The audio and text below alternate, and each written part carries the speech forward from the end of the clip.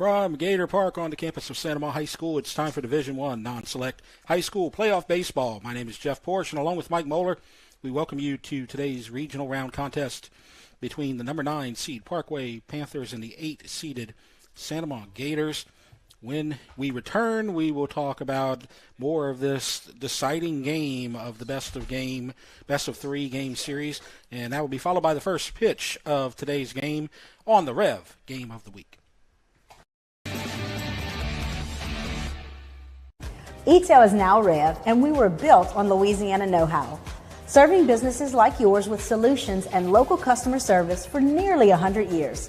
From storm-proofing your internet, phone, and managed services to being there for you 24/7 with local reps who really get to know you. Right now, you can get 1 month free of internet and hosted phone. A simple solution for your business. Call or click today. Rev Business. Powerful solutions, unmatched local service.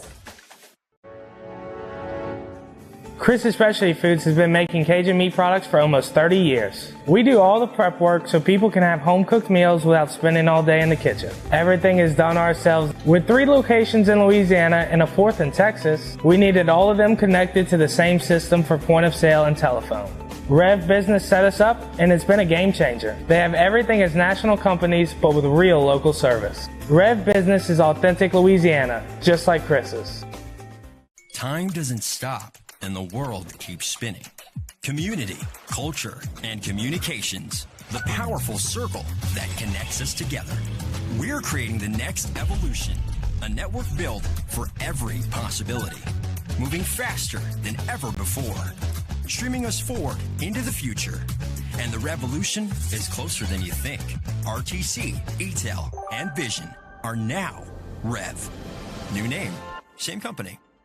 You may have heard already, we're now Rev and Rev Business. But rest assured, we're still the same locally owned company committed to our community. With our revolutionizing Communities Grant Program, our 400 plus employees had the chance to tell us which community organizations they wanted to support. We will remain committed to supporting and revving up local nonprofits and schools. Here at Rev and Rev Business, we take pride in being part of this special place we call home. Learn more at letsrev.com. Action Therapy and Wellness is an outpatient clinic located in Gonzales. Our job here is to help reduce people's pain and improve their quality of life. We will see you from the beginning till the end. You will see the same faces here. You won't be switched around with people. Our goal is to get you functioning to an ordinary life. We rely on technology. Rev is great about staying on top of everything working and running properly. As a local company, using a company that is also local is very important to us.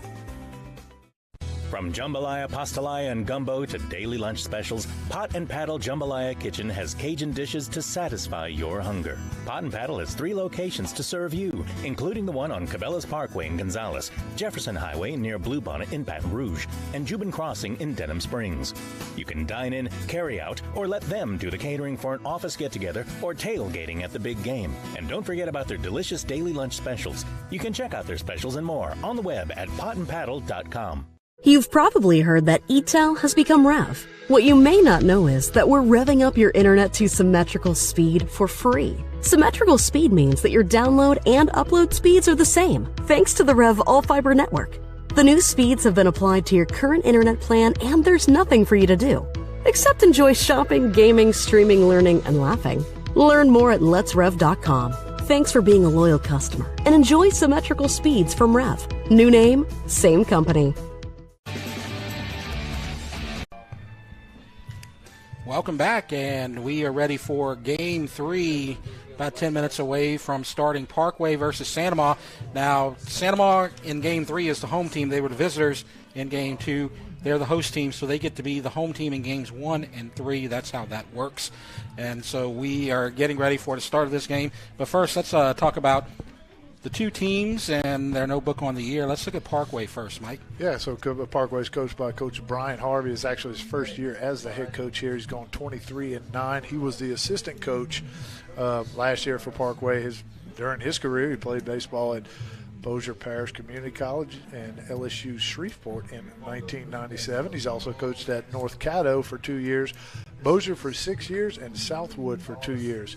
And just a little side note, the the Parkway Panthers won their only state championship in 1998 when they were 31-3. I think they were ranked maybe like 13th nationally, and that was under Coach Ronnie Coker, who is an absolute staple in that community and that school up there. And their field is actually named after Coach Coker up there currently now. So right, Harvey's got his hands full trying to take over for Coach Coker because, I mean, he's a legend up there. And he's one game away from moving to the quarters. But on the other side, you got a coach that made it all the way to the finals last year, Coach Brandon Bravada for Santa Monica. Yeah, so this is going to be Bravada's fourth year. He's 96-30 overall. He's 22-8 in district and 7-3 in the playoffs. So he goes 201 and 93-1 overall. They were District 5-5A co-district champions with Live Oak. They both tied with 8-2 records. And last year, Santa Monica reached the 5A state championship game against West Monroe. The Rebels won the title with a come from behind win, 9-6. But along the way, in the playoffs, the Gators upset a top-seeded Barb in the quarterfinal round and then defeated Sulphur 10-7. They've won state championships in 91, 93, 94, 95, and 04. Last year was the second time they were finished state runner-up. And now we're going to get to the public address announcer for the starting lineups. Number 3, Ashton Martin. Starting pitcher, number 10, Sean Driggers. In center field, number 5, Trenton Lake. At shortstop, number 14, Brandon Levy. At catcher, number 4, Zach Showborn. In left field, number 8, Barrett Newman. DH, number 26, Cole Snell. Third baseman, number 2, Abel Thetford. At second base, number 11, Zach Klute. And at first base, number 16, Sean Waits. Now the lineup for your Santa Monica Gators. Your starting pitcher, number 8, Lane Swanson. In right field, number 4, Wyatt Ford. At third base, number 11, Blaze Lavon. At first base, number 14, Lawson Bourgeois. At second base, number 3, Dallas Moran. DH, number 16, Connor Malazon. Shortstop, number 23, Ryder Molay. Behind the plate, number 18, Trent Laporte. In left field, number 32, Chase Kelly. Center field, number 40, Easton Humphrey.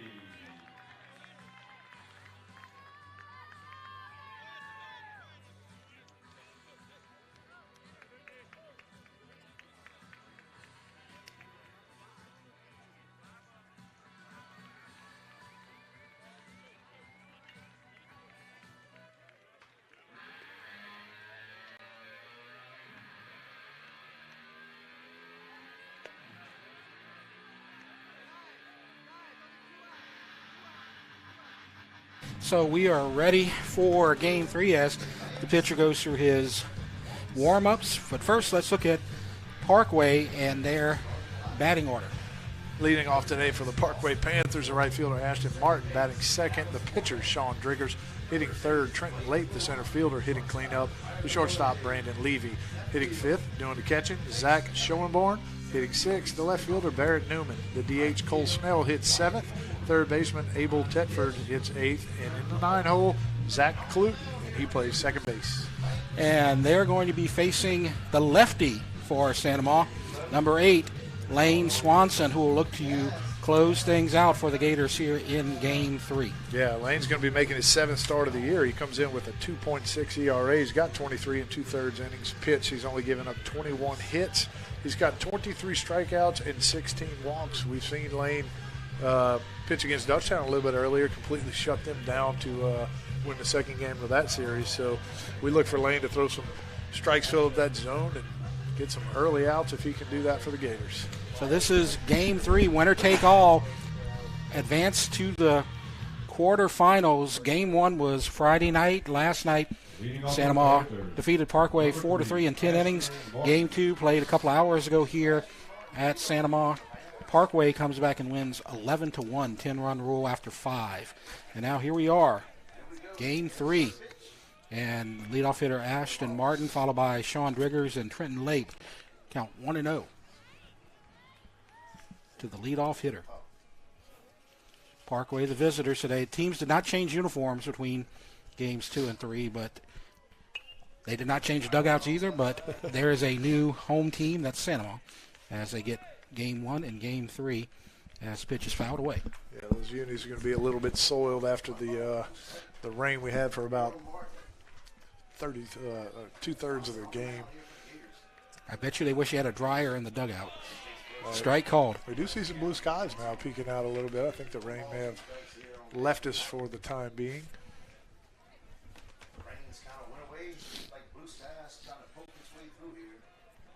1-2 pitch coming from Swanson. I think he set it up where he wanted to, but the umpire did not bite. Yeah, maybe missed a little bit down right there. Good take by Martin, actually. So the count moves 2-2.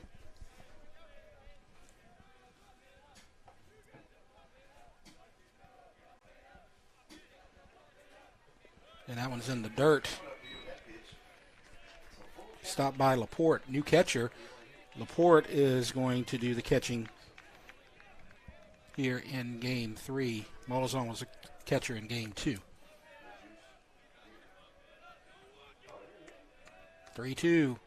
Swing and a miss, strikeout in the first out of the game. It is a strikeout for Swanson. And now let's look at the Santa Ma defense. Yeah, outfield from left to right for the Santa Ma Gators today is going to be Chase Kelly, Easton Humphrey, and Wyatt Ford. On the infield, third base, Blaze Lalonde. Shortstop, Ryder Mole. Second base, Dallas Moran. And at first base, Lawson Bourgeois. The battery for the Gators today on the mound, Lane Swanson. Doing the catching, Trent Laporte. And Molizon will be the DH after catching game 2. And another strike. So Driggers is down 0-1, and this is a difference that we see from game 1 as Bourgeois couldn't find the strike zone, but the pitcher here, Swanson, is all over it as the 0-1 pitch comes close. That's a big game changer here from game 2 to game 3. Yeah, babe, that 3-2 pitch to Martin, it may have been just a little bit up. He looked like he was a little frustrated with himself for swinging through that pitch, but good news for Swanson to get that first out. Santa Ma gave up 7 walks in the first 2 innings of game 2, and that was the difference. Big hack by Driggers right Absolutely. there. He tried to hit one on the softball field back there, just swung right over the top of it. Right. We saw Sean Bourne hit one out in game 2, so they have power on this team. 1-2 pitch coming. Bouncer foul down the third baseline. Another breaking ball from Swanson right there. We saw Driggers swing over the top of that first one. Just got a little bit to stay alive of that last pitch there. 1-2, 1 out. Top of the first. Again, hit a spot, but it's outside. Just slightly outside by a few inches.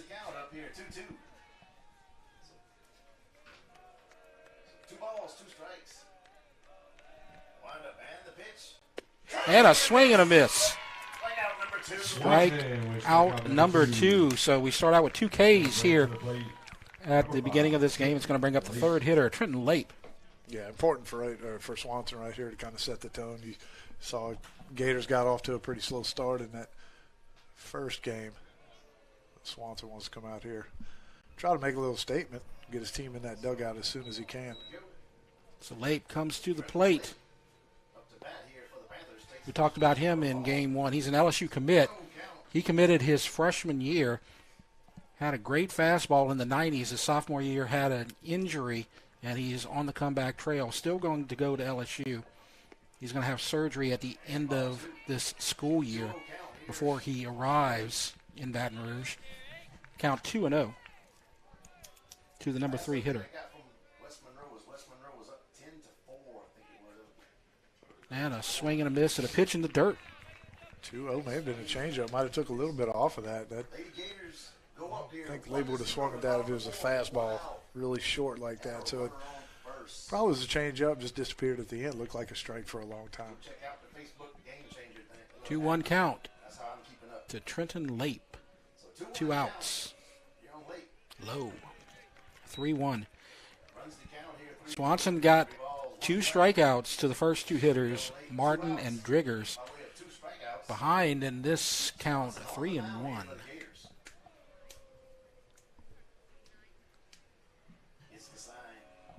3-1 pitch. Fly ball.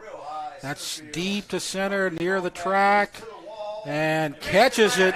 Easton Humphrey makes the third out. That ball looked like it was going to be a routine fly ball, but it just kept going. I thought that was too high. Sounded like Major League. Too high, too high, too high. But it kept going. No runs, no hits, no errors, nobody left. 3 up, 3 down. And now we go to the bottom of the first. No score. And Mike is going to give you the Santa Maria batting order. Leading off for the Gators today is going to be your pitcher, Lane Swanson. Batting second, the right fielder, Wyatt Ford. In the 3-hole, the third baseman, Blaise Lalonde. Batting cleanup, Lawson Bourgeois, and he plays first base. Batting fifth, second baseman, Dallas Moran. Batting sixth, the designated hitter, Connor Molazon. Batting seventh is the shortstop, Ryder Mole. And the catcher, Trent Laporte, hits eighth. In the 9-hole, Chase Kelly, and he plays left field. And on the mound for Parkway, they definitely do have a solid third starter. As you're going to see, the pitcher today is the first baseman from Game 2, Sean Driggers, and he already has 1 postseason victory this year, Mike. Yeah, so, I mean, Colton Smith picked him up in that first game, right? He pitched the entire game, all 5 innings for Parkway, and gave the Panthers the luxury to keep everybody, I guess, ready and rested in the bullpen. So should Driggers run into any kind of trouble, I'm sure they have a full arsenal that they can go to over there. Right. Probably the only people out would be Smith, Waits, and Lape. And then they probably have everybody else at their disposal. Driggers threw a complete game 7-hitter against Chalmette last week and got the shutout 3-0. So he's got good stuff. And he's going to face 1, 2, 3 for Santa Maria, Lane Swanson, Wyatt Ford, and Blaise Lalonde. Yeah, we look for Driggers to fill up the zone also. I mean, you see that game he pitched, I mean, 3-0, didn't give up any run, probably just a little bit of traffic on the bases. Because if you start to see a lot of hits, a lot of runs, somebody's going to push something across the plate. Yep. But Chalmette did not do that against Driggers. So if he does get people on base, he probably knows how to wiggle himself out of it. So we are just about ready to go. I think he still has one more warm-up pitch to go. This is a big guy here. They have some big bodies on this team. We talked about that during Game 2.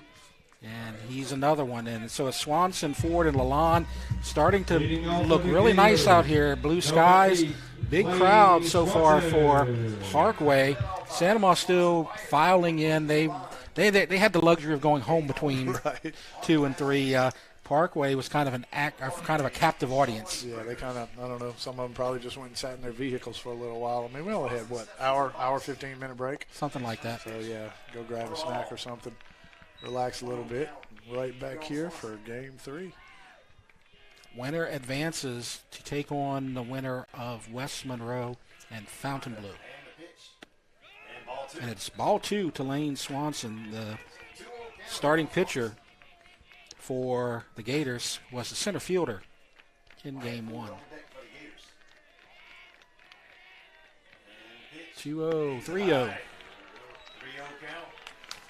So this was the trouble that Santa Maria had in Game 2, getting behind an account early with Bourgeois. Yeah, man, it must be the visitor slide, yes, I guess. You see exactly. Santa Maria flip-flop, and Swanson goes 1, 2, 3. And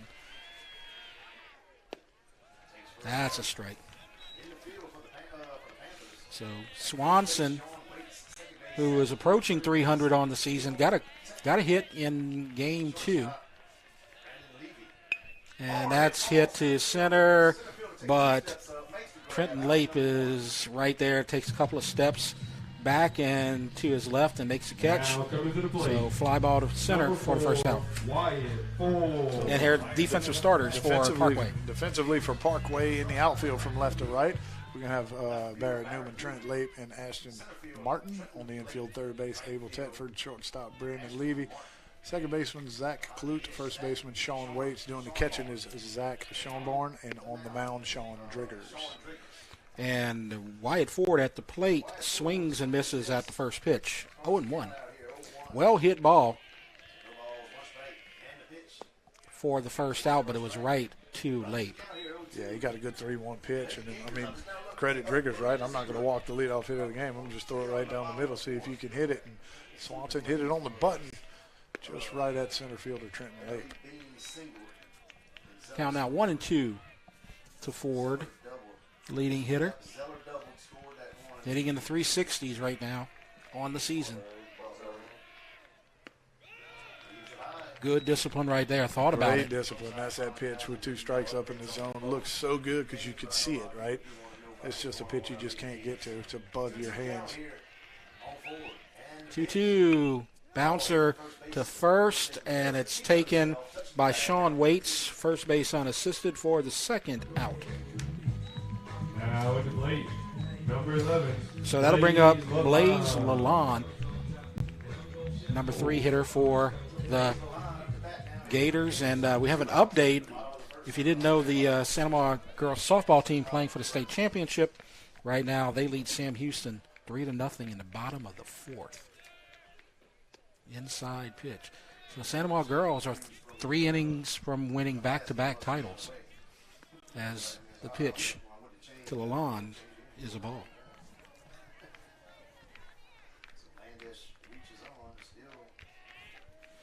So Swanson flew out to center. Ford unassisted to first. And swings and misses, 1-1. Big healthy cut right there. Got that pitch up in the zone. Just couldn't get his hands on top of that ball. Yep. So Driggers, after 3 straight balls to the leadoff hitter, is starting to load up that strike zone, and it's 1-2. So both pitchers looking solid here so far as Driggers tries to get out of this first unscathed. Inside. 2-2.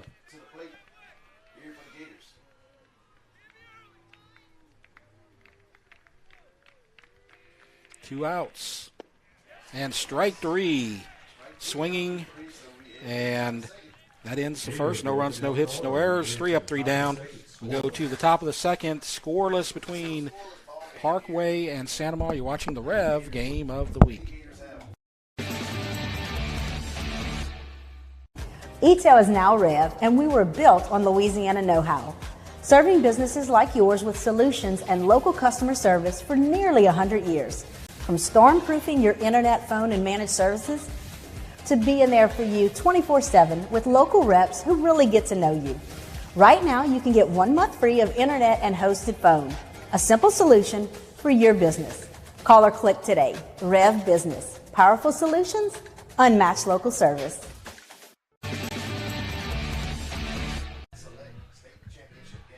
Second inning about to begin. No score between Parkway and Santa Maria. Winner take all, game 3 of the regional round in the LHSAA Division I non-select playoffs. And a good 3 up, 3 down first inning for Swanson, filling the strike zone, staying out of trouble. Yeah, both pitchers actually. We saw Driggers maybe a little bit shaky first hitter, go 3-0, and just came back. Got that first out under his belt, calmed down, and both pitchers breezing through the first inning.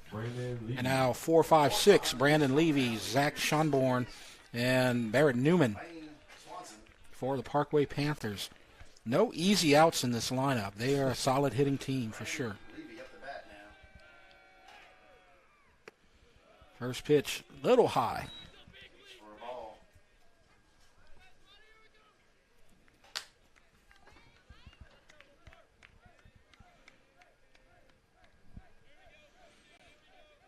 One-0 pitch. And just misses. Two close pitches. 1 up, 1 down. Try to get it right in between there if he can. Both of them really close. Just out of the top and bottom of the zone. Yeah, he's close. He's all over the strike zone, but just not quite there, and he's there right there as the 2-0 pitch over for a strike. The cleanup hitter, Brandon Levy, he had 3 RBIs in that Game 2 victory. Oh, and he tried to hit that one a mile. Hey, but I love that. Yep. I love that 2-1, man. You showed me something, and I'm going to take a rip. I'm going to try to leave the yard. He was about 15 feet in front of it. Yeah, though. but you don't want to take a defensive swing 2-1, and that was definitely not a defensive swing. 2-2. And that's hit to left, and it's going to drop. And so the first hit of the game goes to Brandon Levy. Levy got the loss in Game 1, but he's making amends at the plate. He's got several hits in this Game 2 and Game 3, and he leads off with a single. Yeah, took a healthy hack at that pitch, too, right there, and just got it off the end of the bat. Looked like it kind of caught Kelly off guard. Maybe thought it was a little bit harder off the bat, but dunks that in for the first base hit of the game. Now Sean Bourne. Now this guy, we know he has power. He took one out to right, no doubt about it, in Game 2. And that's a nice breaking ball for a strike.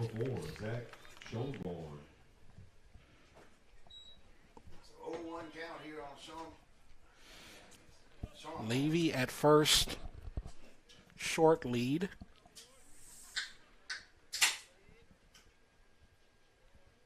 First base runner of the game. That was in the vicinity of that first pitch, but maybe a little bit low. Yeah, maybe a little bit low. First pitch was a breaking ball, too, though, I think. Probably caught a little bit more of the plate. Counts 1-1. Nobody out. Top of the second.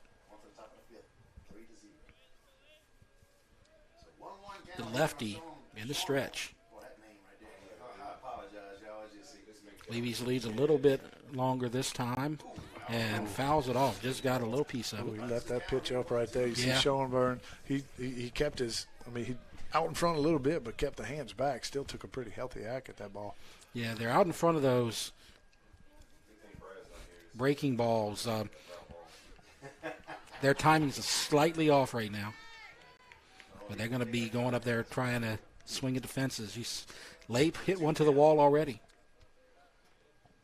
1-2. Oh, close. 2-2.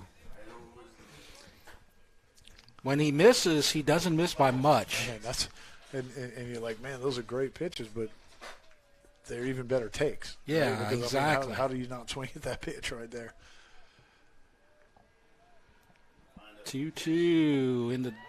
Oh, I thought you were going to call that a little bit low, and it's a strikeout. I kind of got fooled by the body language on Trent Laporte. Yeah, so you see him, he kind of dropped on that low pitch. He likes to kind of drop his lower half to where he can keep his hand and his thumb underneath that ball to try to kind of sell it more, like it's further up in the zone.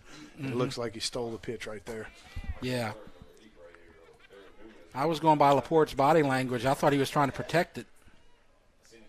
But that's the first out. And the third strikeout for Lane Swanson. And a strike called. So ahead of Newman. And that's a positive sign for Santa. You had the 4 walks in Game 2 early, and in Game 3 you get 3 strikeouts instead of the walks. Oh, did he chase that one? Yes, he did. He'd like to have that pitch back. You saw his facial expression. He's like, no, I didn't just swing at that. You're right. Levy still at first. Not much of a lead.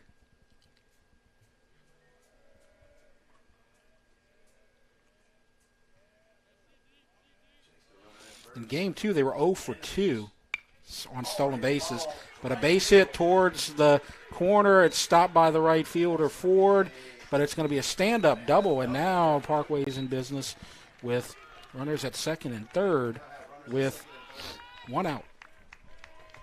Yeah, Newman just sits back, gets that ball. It's just up in the zone, man. He sits back, doesn't get too far out in front of that. That pitch is so easy to pull foul. Kept his hands in there, got the barrel to it, kept that ball fair down in the corner.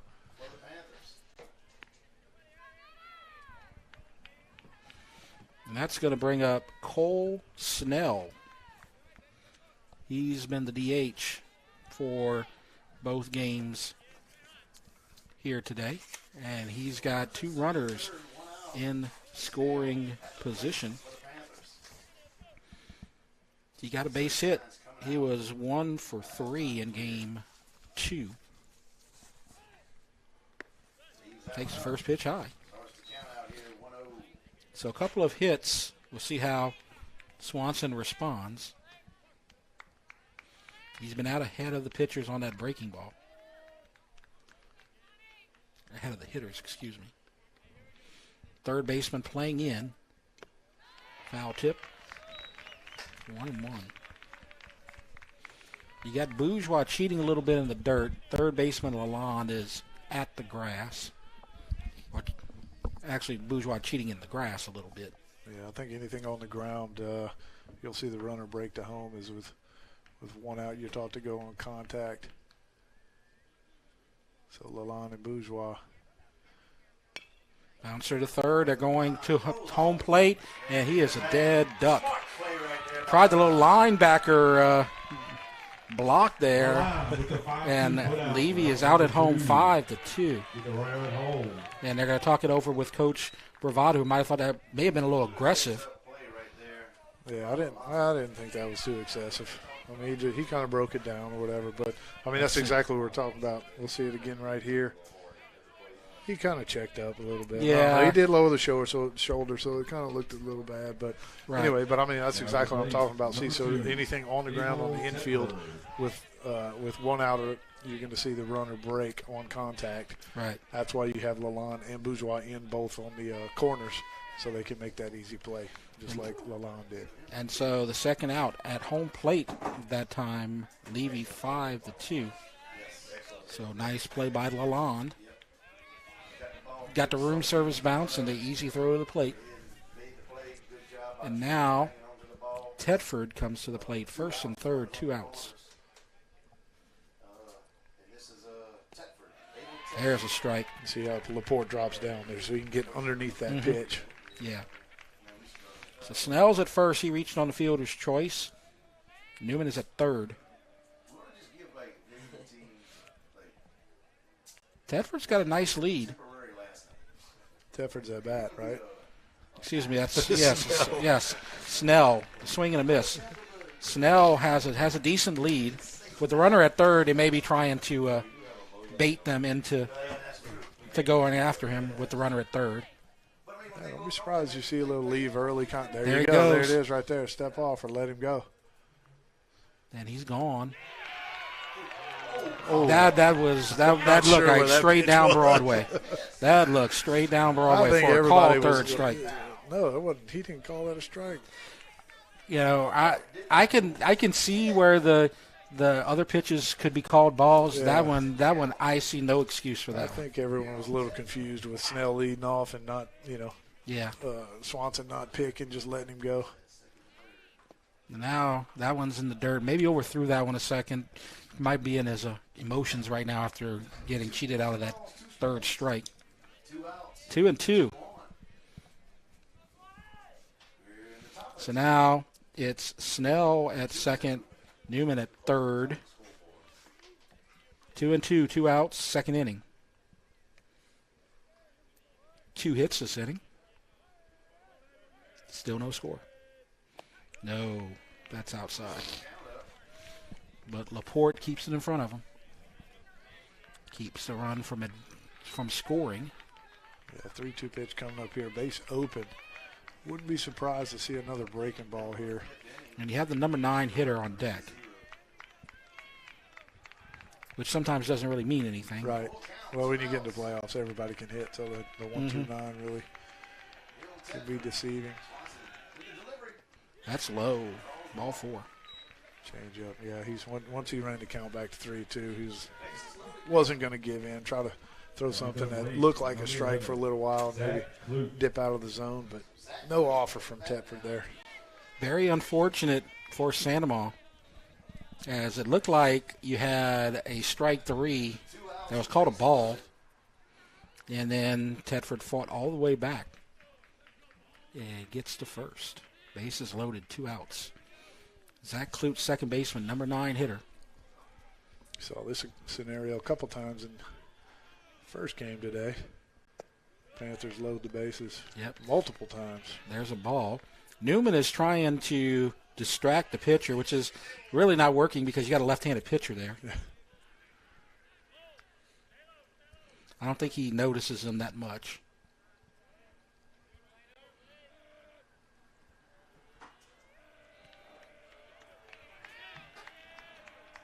One to 0. And after that missed strike 3, he's been out of the strike zone. Yeah, good idea, right? Oh, okay. Yeah. They're going to see Bravada coming out and have a little chat with him. Try to settle him down. There have been some emotions this inning. You had the play at the plate, which Bravada thought may have been a little excessive. Had a little discussion with the home plate umpire. Then you had the 1-2 pitch that was called a ball that I'm standing right behind home plate. I just couldn't see any difference. I mean, unless it was low, which we really can't tell. But yeah. But Coach Bravada's got to settle him down right now. And he's got to settle himself down a little bit because you get emotional and you let this game get away from you, and you're gonna be in some trouble if you can't get out of this inning. Yeah, this is the exact same situation we saw Bourgeois get in with the bases loaded. Actually, with only 1 out in the first game here. And Panthers cashed him in, put that big crooked number up there, and kind of put it out of reach early. So here's Klute. Bases loaded. Newman at third, Snell at second, Tedford at first. They're going to the second in safely. Newman going nowhere. Not a bad idea right there. You know that runner at second's trying to cheat a little bit because a base hit could score 2. And he's going on contact. There's a strike. So the count, 2 balls and 1 strike. So that's the first strike that we've seen since the controversial 2-strike call. Yeah, you see Klute kind of come unglued right there, too. 2-0, he got a pitch he liked. He took a hack. Yep.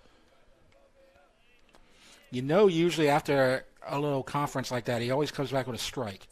Yeah, there's a percentage. I can't remember what it is exactly. And there's a strike. Yeah, strikes thrown immediately after the coach leaves the mound. I mean, it's super high. Yep. So as a hitter, you got to expect something's got to be fairly close to the zone after that. So 2-2. And again, we got the 2-2-2-2. 2 balls, 2 strikes, 2 outs, second inning. Rolling the dice. So close. That one may have been a little bit lower than the other one. Yeah. But this strike zone is tight. I understand how you lay off those pitches. I mean, they are so close. With 2 strikes and you lay off, that was a super job by Klute right there. Strike zone is super tight today. You couldn't get no more over the middle than that. So full count. Runners will be Let's see what he can do on the 3-2 pitch. Here it comes. In the dirt, and it's going to be a Parkway lead. Yeah, he cut that one off just a little bit. Ends up spiking that in the dirt, a little too low. Not even close enough for Klute to offer that. Yep. And so Barrett Newman scores the first run of the game, and it's 1-0 Panthers. Now Ashton Martin now the top of the lineup, and the bases are still loaded.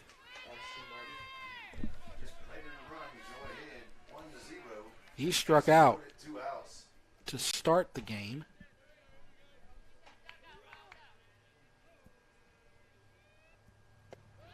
Strike called, outside corner. 0-1 the count.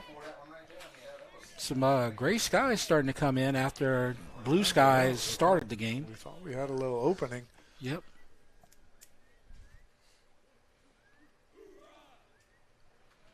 Oh, 1, 2 out. Bases loaded. It's a ball. That's all I'm going to say. Yep. It's a ball.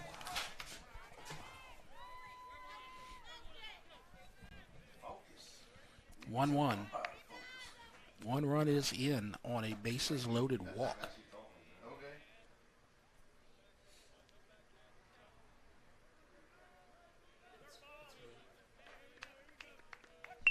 And a bunt to the first baseman, and a throw to first for the out. Kind of trying to get one past the pitcher, but he could not. And so that will end the inning, and 1 run on 2 hits, no errors, and 3 left on base. It's 1-0 Parkway. And during this break, let's talk about legendary Coach Ronnie Coker. Yeah, there he is, Coach Coker. He's a legend up there in the Bossier area. This picture, I think, was actually taken last week during the Chalmette series, that by-district series. And, like I said, field's named after him. He's got the only state championship under his belt. I think it was in 1998. So big shoes to fill, obviously, for Brian Harvey. I know I said that earlier, but, just a legend up there. Mm-hmm. With battling through cancer right now, and that this is heavy on the hearts of the coaching staff and maybe some of the players who probably knew him or their parents played for him and things like that. So that's like an added incentive that Parkway is trying to play for here today. And they got 1 run in the top of the second. They lead 1-0. They're trying to come back from a 1-0 deficit and sweep Santa Maria here today. Yeah, this is do or die right here, right? Santa Maria had the luxury in Game 2, the first game that we did today, actually, of being able to, can afford to have a loss and still play Game 3. Parkway backs against their walls coming here, backs against the wall coming in here today. Have to win 2 to advance. They win the first one easily and take the lead 1-0 in this second one. The 1 run came off a bases loaded walk.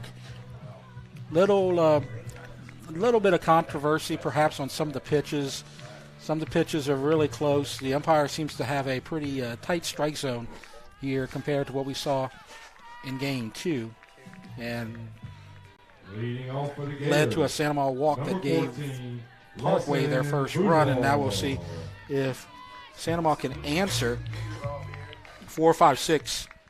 Bourgeois, Moran, and Mollison to face Sean Driggers. Sky's starting to get really dark now. And there's a ball. And again, that's that tight strike zone. Consistent. Triggers on the mound for the Panthers. Austin Bourgeois, first baseman, in the box for the Gators. Takes first pitch. Strike called, 1-1. Sky's getting dark, but there's not a lot of wind. Usually it's accompanied by some heavy winds. Ball low. 2-1. Basically, we played through rain the entire Game 2. I do see a couple of drops maybe falling into puddles. Doesn't look like nothing much. Nothing like we had in game 1. Fouled away. I keep saying Game 1. When I say that, Game I mean one Game 1 today. Of the doubleheader today. Yeah, so I don't want to say Game 1, but Game 2.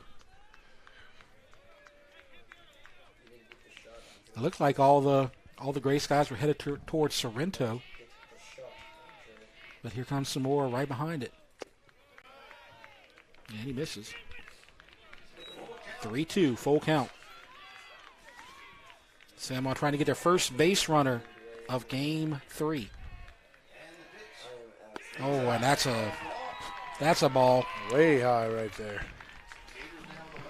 No doubt it right there. That's going to bring up number 3. So the first base runner is Lawson Bourgeois. Now Dallas Moran is going to come to the plate. He's been the utility guy. He was Game 1 starter. He was first baseman in Game 2, moved to second later in Game 2, and now he's the second baseman for Game 3.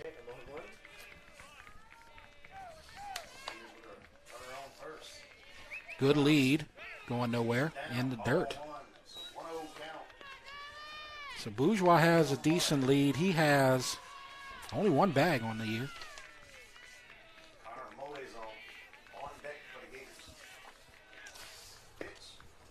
And there's a strike on the inside corner.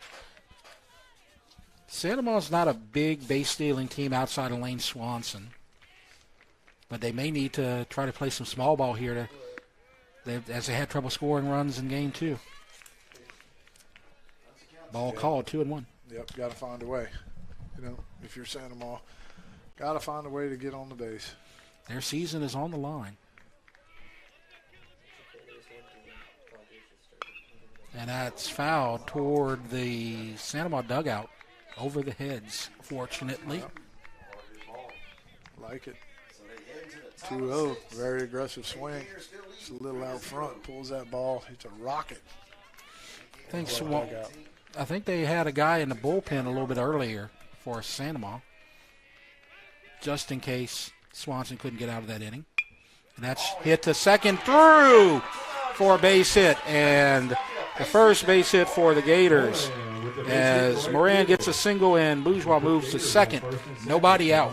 Great job right there by Moran. Got a pitch up. He kept his hands back, let it travel, and you see Clute going towards second base like he was going to, get ready for a double play or maybe even a steal right there.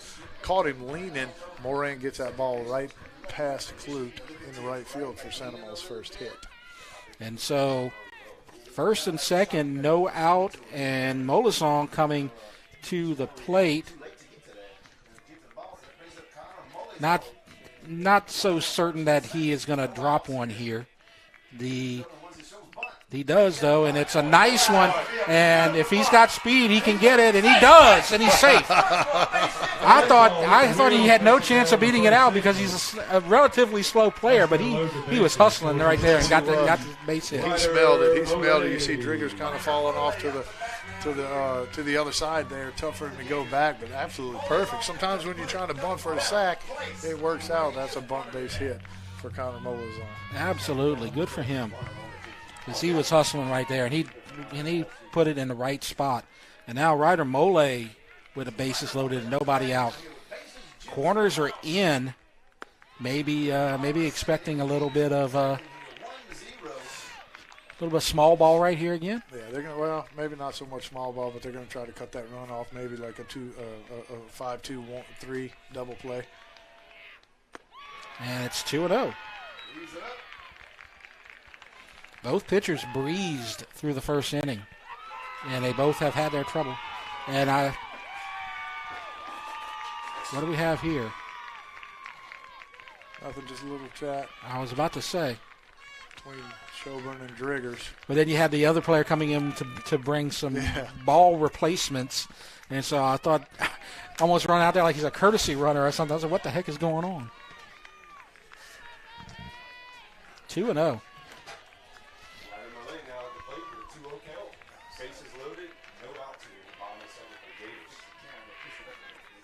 So corners are in. 2-0. 2-1. That one was no doubt. I've been taken all the way there. That's a pitch you want to take a hack at for sure. Yep. 2-1. Nobody out. Fouled.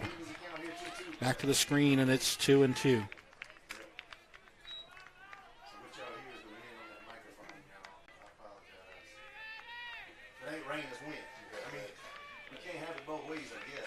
Pitcher on the stretch. Driggers.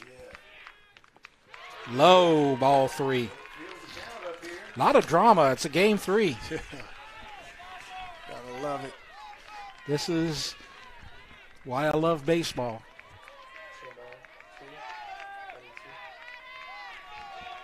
Bourgeois at third, Moran at second, Molazon at first, and ball 4, and tie game. Ran that ball in, didn't miss by much, but good take by Mole right there. Yeah, that's a close pitch, but we've seen. We've seen a lot of them. I don't know if this strike zone's pretty tight, man. Yep. Even our producer back home, Lyle Boudreau, is noticing that very tight strike zone. And now Trent Laporte, bases loaded. He does have the one home run on the season. Home run for the Gators. Hit by Trent Laporte.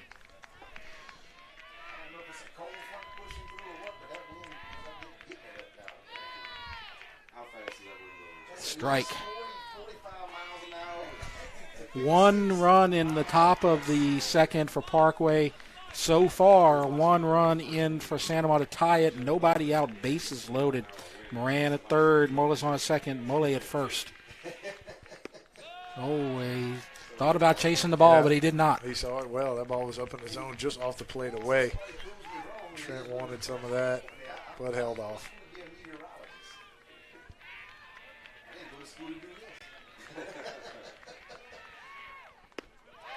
High. I will say it about the umpire. He's consistent. He's got a tight strike zone on both sides, on the lefty and the righty. Yep. 2-1 count. Trent Laporte in the box here for the Gators. Bases loaded. Pitch. Leaves it high. Ball three. Tough Trigger's having a hard time making an adjustment right here. He's leaving a lot of pitches. Yep. Just up out of that zone. So one ball away from taking the lead. Santa Maria never had the lead in game 2. But they have the lead in game 3. 2-1 on back-to-back bases loaded walks. Touches home for run number 2 for the Gators. So this is more reminiscent of game 1. That's how they won it. And so we're going to have a courtesy runner. That's number 6. He pitched in the game. I think that's Cole Sims. And now the coach for, looks like the pitching coach for Parkway heading out right now. That's not Coach Brian Harvey. A little action down there in the Panther bullpen now. If we can get a shot of that, it may be right. Who was the guy you were bringing up? Armand. It might be Armand again. Can't really see the number. Usually in game 3, when you're in trouble like this, the best pitcher that you got left is the guy who's going to come in if they bring in anybody. That's number 18, I believe. Or is it 13? Like 18. 18. Yeah, that's Gabe Armand. Yes, 18. Yep, we've seen him warming up. And Andre out there. All Thank over you, the Andre. shots. Yeah, good shot. Thank you, sir. Chase Kelly. So far this inning, Bourgeois walked. Moran singled. Molazon with the bunt single. Mole with the walk and Laporte with the walk, and nobody is out. And you're one hitter away from the top of the lineup.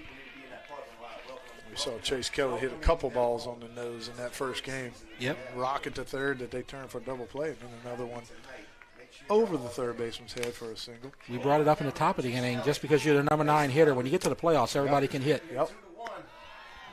That's a fact. No time to relax, actually, when you go on the mound. I don't care if, there's no outs here. I mean, if you happen to get Kelly out here, you still can't take a deep breath. Nope. I mean, you got 1, 2, 3 coming up after Swanson and Ford are the best that you got on this Santa Maria roster. 2-1. You seen a couple of pitchers after they got squeezed, they kind of lost control, it seems like, and that's what we're seeing right here from Driggers. But he's just having a hard time finishing that pitch. I don't know if he's flying open. Maybe that arm's lagging behind just a little bit. You see his head. See how everything kind of is flying off to the side. You're supposed to keep that head coming towards the target. Don't let it go with your shoulder once that shoulder opens. So Chase Kelly, he's playing left field in game 3. Bases loaded. 3-1. And it's 3-1. Santa Maria.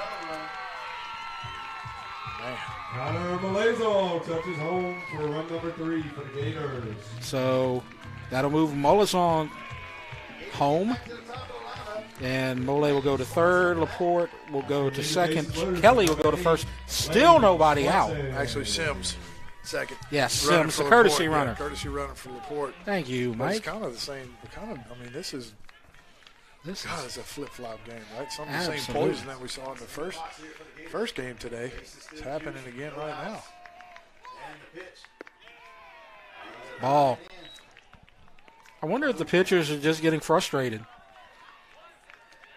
Once they get a pitch that they think is kind of close and they don't get it, it seems like they start throwing balls everywhere. 1-0. Timeout called. Yeah, trying to get Armand maybe a few more pitches to get loose here. If Driggers makes it through this inning, it's going to be a miracle. As the umbrellas come out, so much for the blue skies. See the wind picking up. See some of these umbrellas. I mean, I hear the wind is going pretty steady, but if you look in center field, the American flag is just it's a lamp almost. Completely. Oh, there it is. Now it makes a little bit, a little wave. And now it looks like it's blowing out towards center. At a steady clip now. Yep.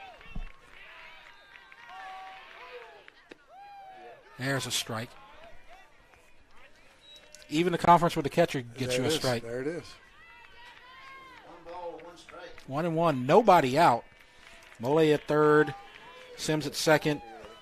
Kelly at first, and now a strike. That's one that they weren't giving a little bit earlier at home plate.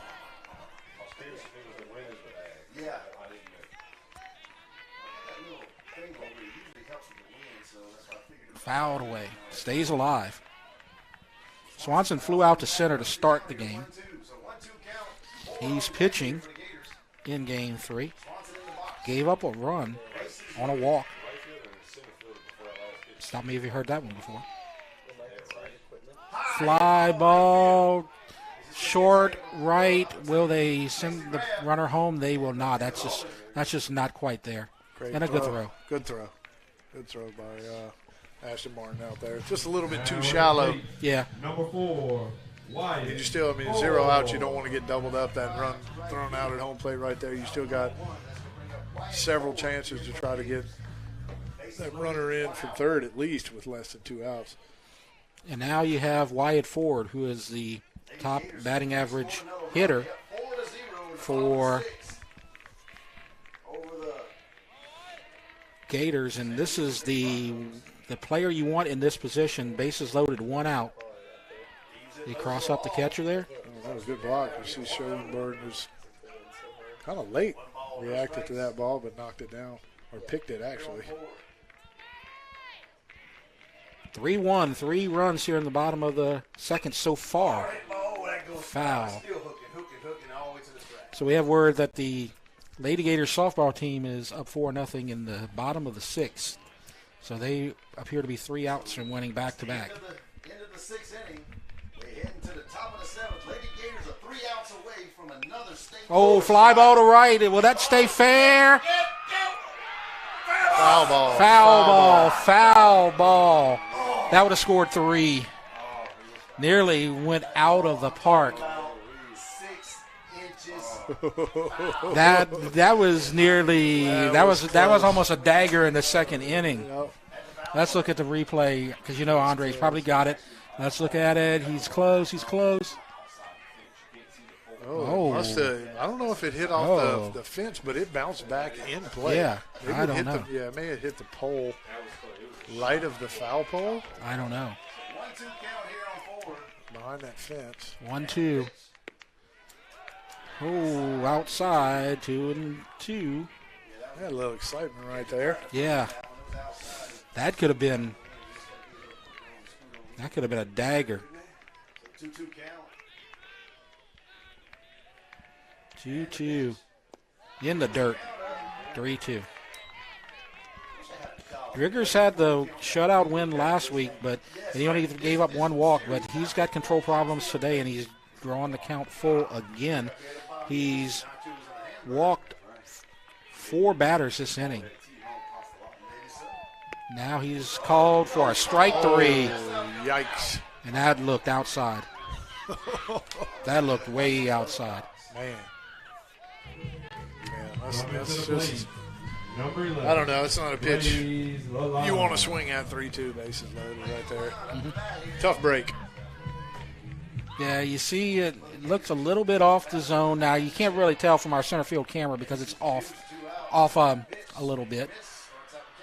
But a swing and a miss for strike one. Lalonde is the 9th batter this inning. And the corners have dropped back.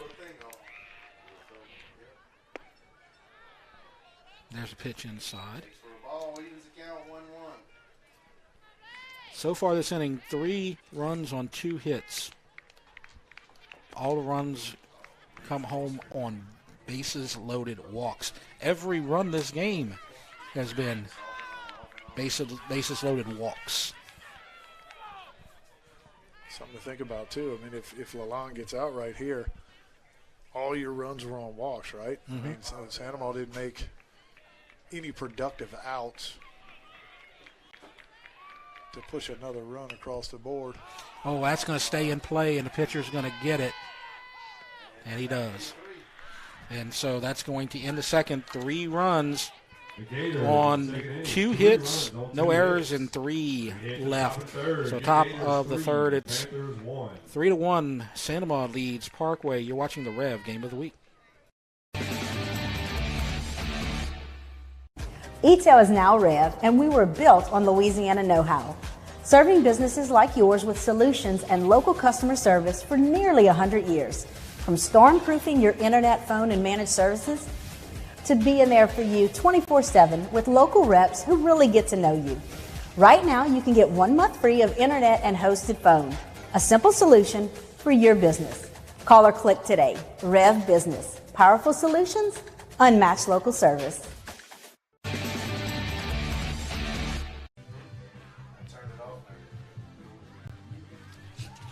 3-1. Sandoval with the lead over Parkway. Parkway got 1 in the top of the second off of a bases-loaded walk, and then Sandoval scores 3 in the bottom of the second off of 3 bases-loaded walks. And now Lane Swanson and company will get back in the field and see if they can stop Parkway, as you're going to see 2, 3, and 4. Sean Driggers, Trenton Late, Brandon Levy. Actually, a great job by Driggers right there. I mean, we talked about they're down 3-1, still have bases loaded, no outs. Yeah, and he gets out of it, and without giving up any more damage, no more runs. And I so faithfully said it's going to be a miracle if he gets out the inning. Yeah, and he did. I mean, that's a great job of pitching. And for the Sandoval side, like I said, you want to make productive outs right there. Tough break on the forward pitch was borderline. Actually played it safe on Swanson's fly ball to right field, trying not to run yourself into a double play, but ended up working out in the favor of Driggers in Parkway. Strike called, and that wind is really whipping now. Anything in the jet stream right now could go out. Ball low. Some of the umbrellas are still out, but it looks like the rain is pushed north of home plate, north of the ballpark.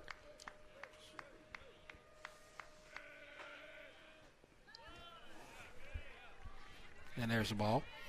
2-1.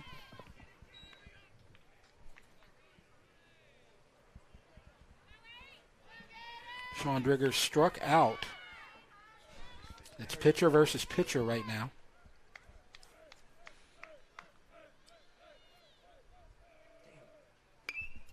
And that one's looks like it's going to be in play, and it is. Catcher gets it. Good play by Laporte, and it's 1 out. Good hustle right there by Laporte. That's a tough ball. We mentioned, look at the flag. It starts blowing right out to right field, and that ball is going to be coming back towards the field. So actually really tough play that Laporte made look easy. So the last out for Sandoval in the second, and the first out for Parkway in the third are sky-high fly balls that were both caught, but treacherous. And now Lape, he hit one sky-high, and if the wind was blowing like it is right now, it would have gone out the park. But it was caught at the wall by Humphrey.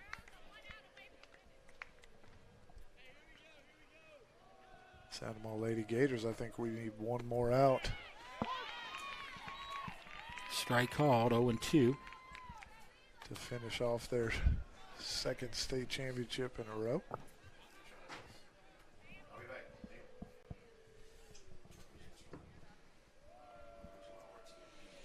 0-2. And a ball. Still not a huge crowd on the Santa Maria side. I'm sure they're going to roll in once they hear what the scores are. They're probably trying to figure out what's going on with the softball game as well. And there's the ball high, 2-2. Had a good crowd for game 2. And the weather may be holding some people back as well. It's unpredictable at the moment. But again, now we have blue skies over the field.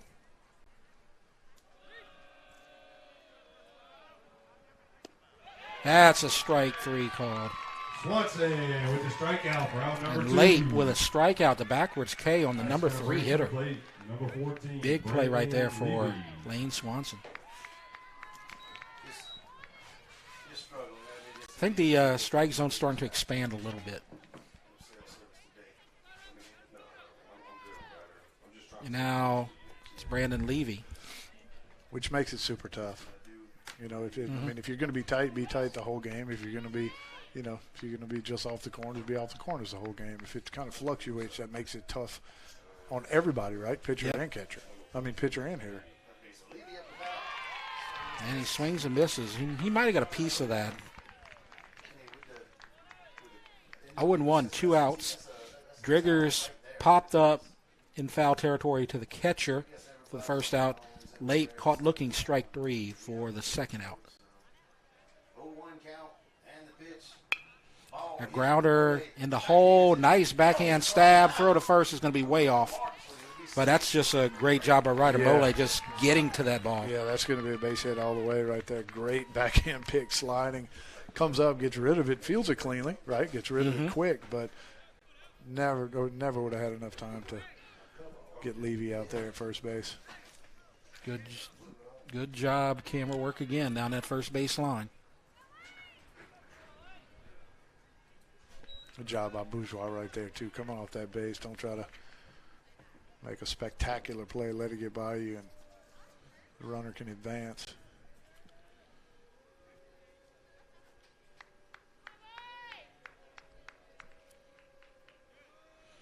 And there's a ground ball to second, and the flip for the third out. So it's 4-6. Levy is out on the base pass, and so that will end the third inning harmless. No runs on one hit, no errors, and nobody left on base. So after 2.5, it's 3-1, and so let's talk about, again, the winner is going to advance, and let's look at what they're facing in the brackets. Yeah, so that's just this is the Division I non-select AP playoffs.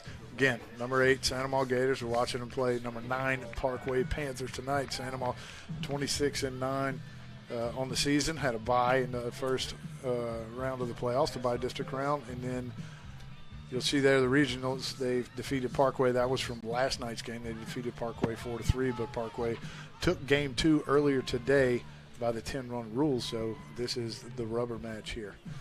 And then Dutchtown, they were the 12 seed. They were eliminated last night by Live Oak. So 1-5-5A team has advanced. The second one trying to advance, and they're winning right now. Now, if Santa Maria would advance and Live Oak would advance and they both make it to the semis, they would meet in Sulphur, as Santa Maria would be facing the Fontainebleau West Monroe winner, and Live Oak would be facing the, I believe it's the Ladies and gentlemen, the 4-13 Lady Gator softball team has just beat Sam Houston for the 5A state championship. Division I non-select to repeat as state champions. They're 8th since 2002.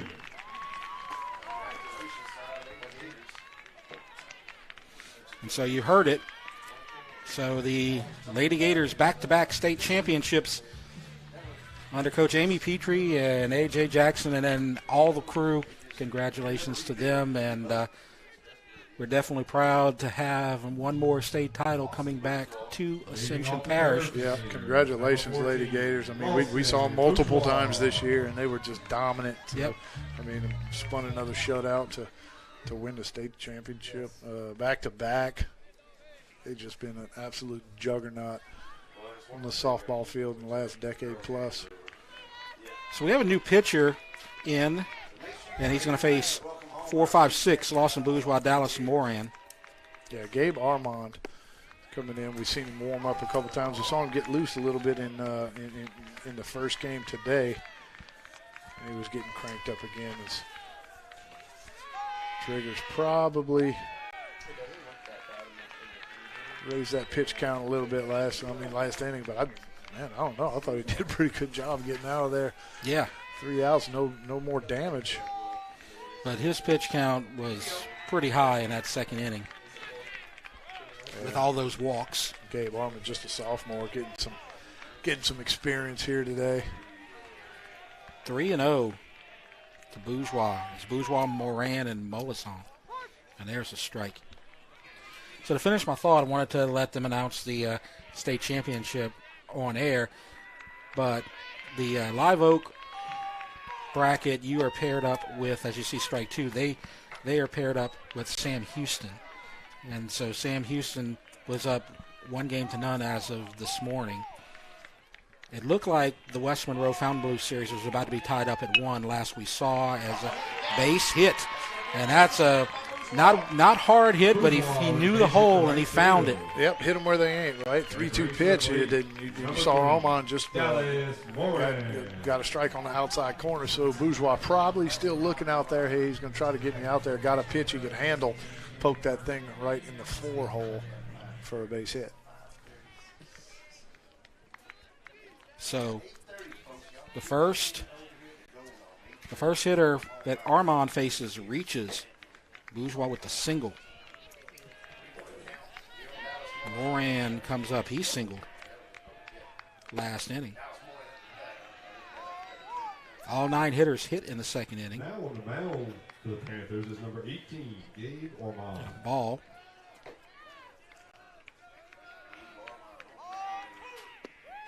Strike called. 1-1. Curious to see where Parkway, or what Parkway has left as far as pitchers go. You got a sophomore coming in, pitching right here in a key situation, trying to keep it close. Nice, and a strike called. Nice bender right there. And you know, for Sandoval, with Swanson getting through 3 pretty successfully, and you still have Chase Kelly available, and you still have some other pitchers, Sandoval's in good shape with pitchers. And another base hit, same spot. Well, that was a nice piece of hitting, but now look, I'm paying attention to the sequences. He did on Bourgeois, he threw that fastball for a strike away, and Bourgeois looking right out there. Next pitch, threw it in the same location, pokes it in the right field. Right, That's a ball that normally we see some people try to roll over. Great job by Bourgeois on this one.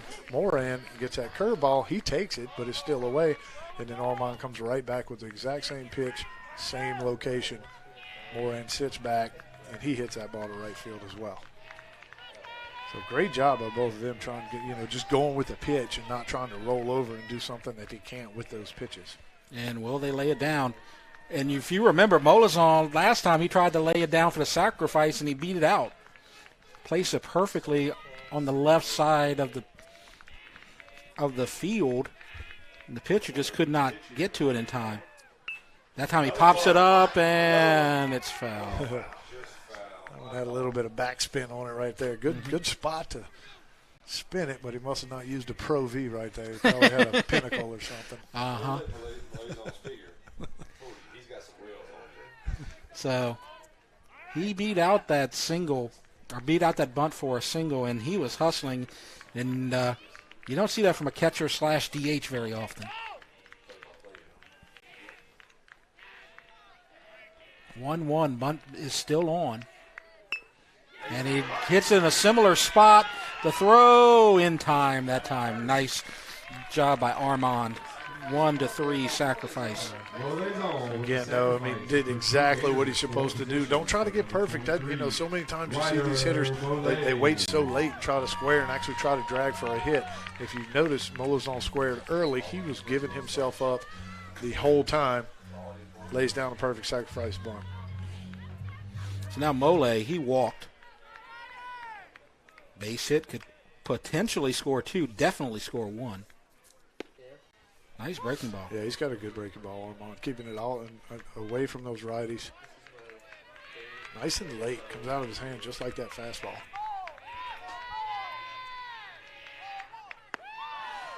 One and one. Want to go back to the playoffs. We talked about Fontainebleau and West Monroe. Fontainebleau won game 1. It looked like West Monroe was going to win game 2 and game 3 still to be played. If by some miracle Fontainebleau would win it, the winner of this series would be the home team if they played Fontainebleau. So I know 2 teams that are pulling for Fontainebleau like nothing else right now. Chances are slim, but then again, they said the same thing about Santa Maria last year when they played Bard. So who knows? Man, it's playoff time. Yep. And there's a shot to short. A run will score. Throw to first in time, and it's 4-1. So Mole did his job, 6-3. Big run right there, right? That's what I'm talking about the inning prior. I mean, even if you're going to make an out, let it be productive. Pick up that RBI. And, I mean, every run counts. I mean, again, we're in the playoffs. Anything can happen. So Mole's got 2 RBIs with no hits. Got one on the grounder and got one on the walk. That's the first run scored that wasn't on a walk here today. Close pitch, Laporte, but not going to call it. It's a ball, 1-0.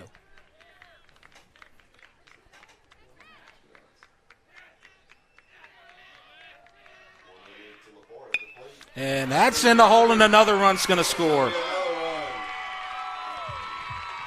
And Trent Laporte's got his second RBI as Moran scores, and it's 5-1. Yeah, big RBI right there by Laporte. We're going to get a courtesy runner back in here, probably Cole Sims. Yes, it is.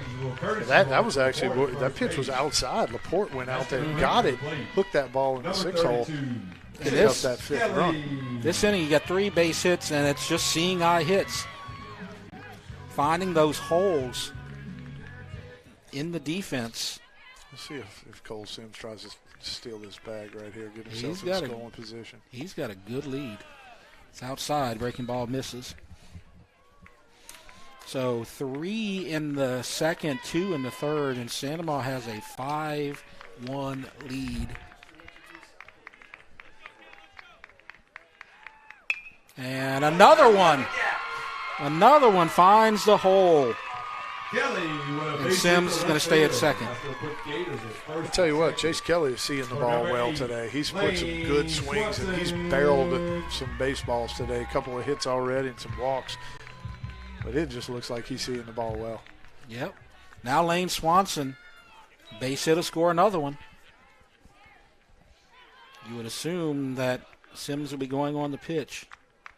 4 shots in the hole. And now a discussion, pitching coach coming in.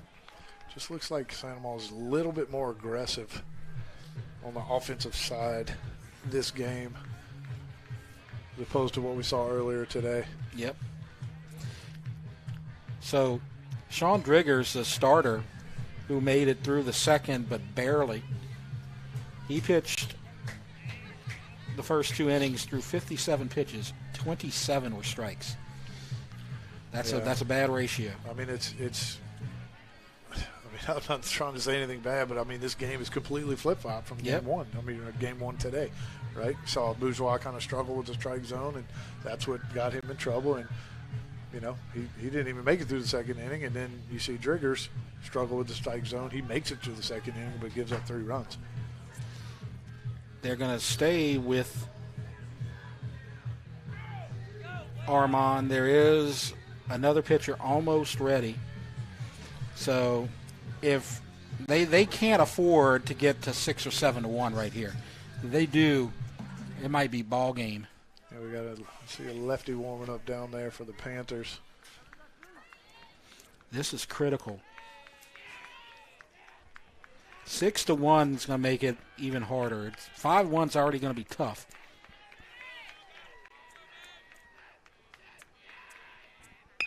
And a base hit, and they're going to send him. No, now they hold him up. He had the wheel turning, but then all of a sudden, Coach Bravada said, whoa. And that was the right call. Yeah, looked like he actually kind of froze. Maybe had a little late break right there from second base, but ball hit too hard. Swanson smokes that ball in the left field. Yeah. Good throw by Barry Newman. I guess what they call that, the exit velocity. Oh, yeah, don't even get into all that. I'm in analytics. I hate that stuff too. Yeah. But I almost hit too hard out there for Sims to get a good jump on it. Yep. You don't have to tell me how hard it was. I know it was hard enough not to score the runner from second, right? Yep. But it might have been 113.4 miles an hour. I don't know. It drives me crazy. Bases loaded again. Ford had this position in the second inning, and he struck out looking on a controversial allegedly, pitch. Yeah. 2-0. It was a pitch that definitely looked like it was in the right-handed batter's box, or near it. Might have broke over the plate, though. Who knows? Inside. 3-0. So Ford will probably be taking 2 pitches right here, I would think. Maybe at 3-1 he jumps on it. Who knows? Because he had that foul ball that looked like it nearly cleared the bases. All right, that's a ball. Okay, come on home. Cole Sims is like, what am I doing? Go home. You're forced in. And so that's 4 runs in off of walks, and it's 6-1. And unless Parkway can find a pitcher that can find the strike zone, this game's going to slip away from him. And Armand's not even going to make it a full inning. And so we're going to get another pitching change, and we'll take a break. Our score, 6-1, Sanoma. You're watching the Rev Game of the Week. You've probably heard that ETEL has become Rev. What you may not know is that we're revving up your internet to symmetrical speed for free. Symmetrical speed means that your download and upload speeds are the same, thanks to the Rev All-Fiber network. The new speeds have been applied to your current internet plan, and there's nothing for you to do, except enjoy shopping, gaming, streaming, learning, and laughing. Learn more at letsrev.com. Thanks for being a loyal customer, and enjoy symmetrical speeds from Rev. New name, same company.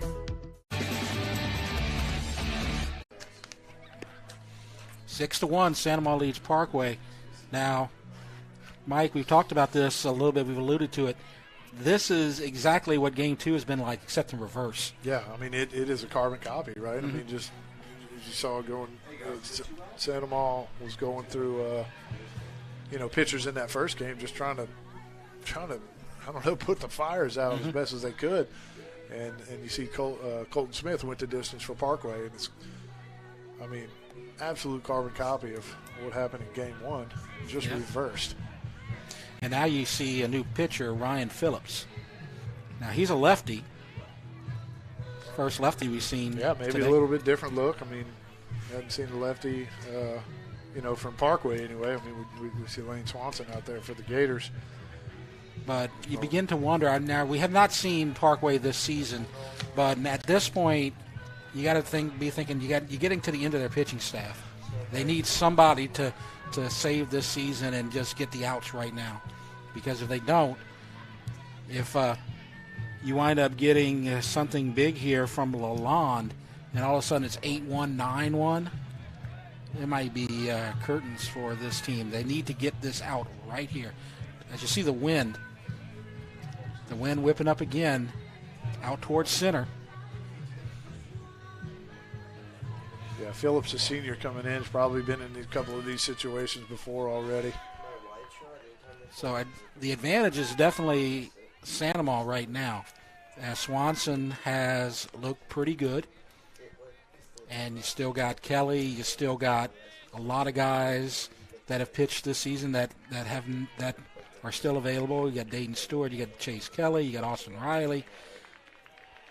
Got Wyatt Ford. Basically, just Moran and Bourgeois are out. Ball low.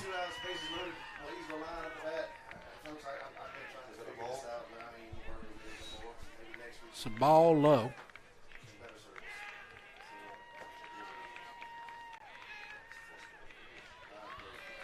Bottom of the third.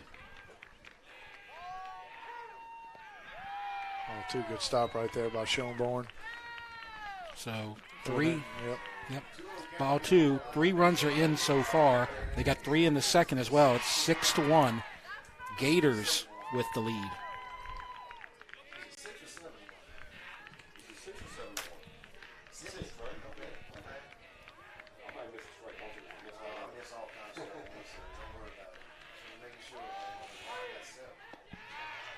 Ball 3. And you got to think, if this guy comes in and is not throwing anything near the strike zone, probably not going to get the benefit of the doubt here. Yeah, that's when you lose the luxury of getting those close pitches. So 3-0. 1 pitch away from possibly 7-1. That's a strike. Yep, good pitch. And this is the second inning that at least 9 hitters have come up.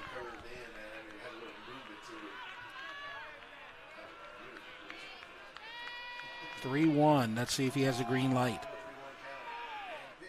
He does not and didn't need to. And another run scores on a walk. That's 5 of the 6 runs for Santa Monica. 5 of the 7. And it's 7-1. And so Chase Kelly scores. Swanson's at third. Ford is at second. Lalonde is at first. Lawson Bourgeois. Yeah, he started this inning with a base hit to right field. And he was the pitcher of record in game 2, and he would like to make amends right here. He could make this a big hole to dig out of if he can connect on a base hit right here. Yeah, but I kind of like their approach right now. I mean, yeah, you want to hit a double in the gap if you're Bourgeois, right? Just clear these bases. But, man, don't get yourself out on the pitch. If the pitcher is, struggling to find the zone. You're right. Don't expand and help him out. But that's a strike. Yeah, good job by Phillips right there, coming right back with another strike. Probably knows that, Bourgeois might be taking it until he can prove that he's, going to be around the zone. Santa Monica does have 5 hits this inning. They've been all those grounders in the hole variety. Oh, that was a strike. Just good placement right there. Yeah, good spot. Mm-hmm. Fastball inside Black. So Bourgeois down 1-2, 7-1, bases loaded.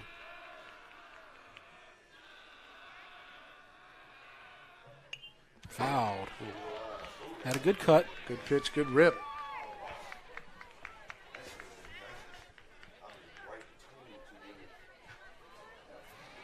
So you got 7 runs on 7 hits. All of them have been singles.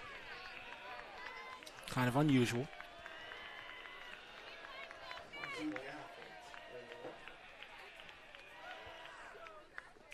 And it gets away, and the 8th run is going to score as Swanson crosses home plate. Gators. Or actually, that was a pinch runner for Swanson that we missed. I don't know. Had to be. Do we have a replay? Okay, yes. Woods. That's Maddox Willis. Willis, Sorry, yes. yeah, Okay, that Woods. was Maddox Willis. So it's 8-1. 1-2 count.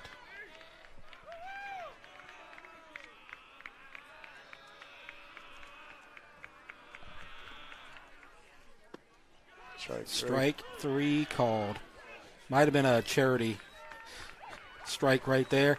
As 5 runs cross the plate on 4 hits, on 5 hits. 5 hits on, let's see, 1, 2, 3, 4, 5 hits. 5 runs on 5 hits. So it's 8-1 Santa Monica. You're watching the Rev Game of the Week. E-Tail is now Rev, and we were built on Louisiana know-how, serving businesses like yours with solutions and local customer service for nearly 100 years. From storm-proofing your internet, phone, and managed services to being there for you 24/7 with local reps who really get to know you. Right now, you can get 1 month free of internet and hosted phone. A simple solution for your business. Call or click today. Rev Business. Powerful solutions, unmatched local service.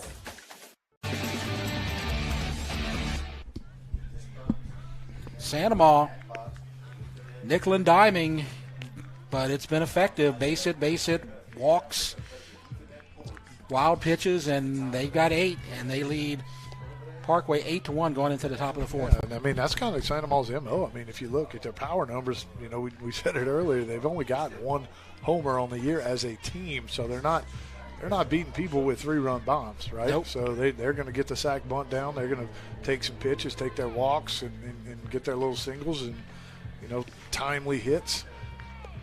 That's exactly what they're doing right now. And that ball almost hit the pitcher, Lane Swanson. Wow, that would have been a catastrophe. Yeah, he better pay attention.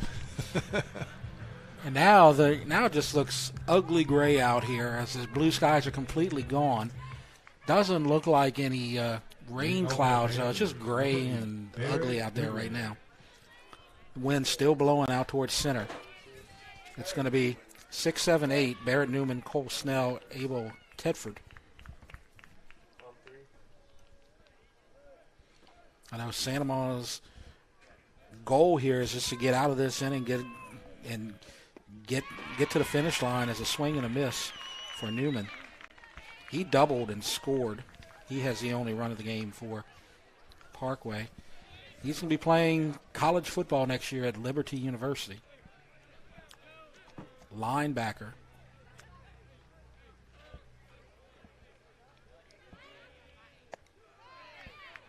Close. No cigar. 1-1.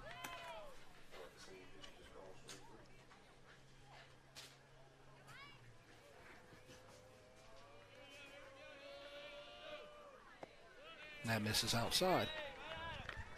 2-1.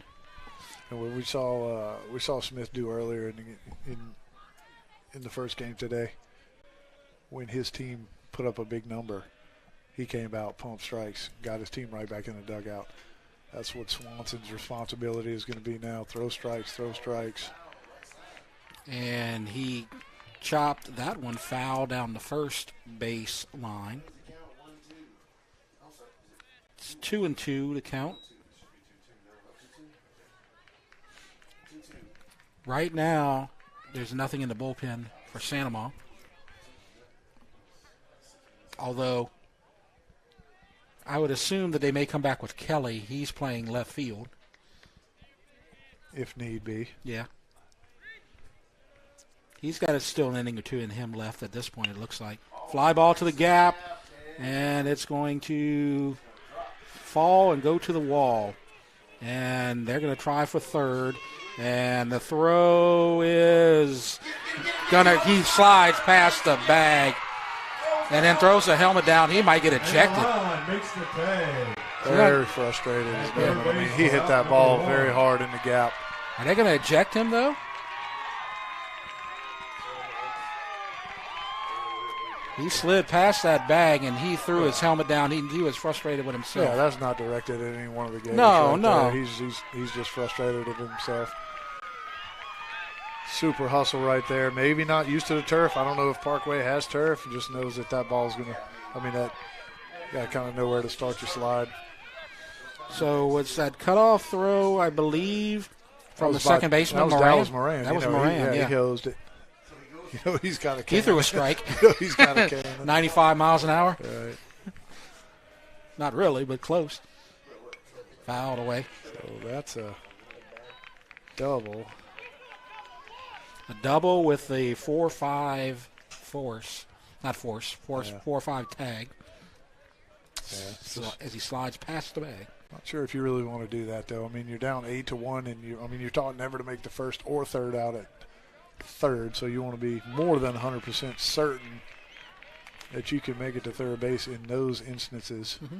And good job by the Sandoval outfitters. I mean, You see Wyatt Ford just out of the reach of his hand. Easton Humphrey backing him up, gets the ball in quick to Moran, and Moran makes a great throw to third base right there. Blaze Lalonde doesn't give up on it as well. Yeah. Pays attention, sees Newman slide past the bag and runs over and tags him for the first out. And to Newman's defense, he did have it. He Yeah, he was going to be safe. Oh, yeah, he's safe. I've never seen a linebacker with that clean a slide, though. He went about 30 feet for an all-metro linebacker. That's very impressive. You know, he's very athletic, that's for sure. They love the, what do you call that? Who is that number, 27? Who do you? Dayton Stewart. All right. Fresh balls for the umpire.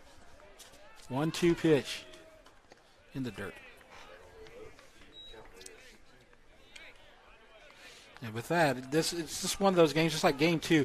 Looked like all the momentum was on the Parkway side. Santa Maria just could not get any traction. Right now, it feels that way for Parkway. They can't get the traction right now. Yeah, it seems like nothing went right for Santa Maria in the first game, and nothing can really go right. And Parkway that's here. just a simple one to the pitcher, 1-3. But that's what happened with Santa Maria in the previous game. You got the runners on base finally, then you get into a double play. Yep, that's the way it goes. Yep. That's Baseball. That's why we love this game. Yep. And so now it's Thetford. He walked in the second inning.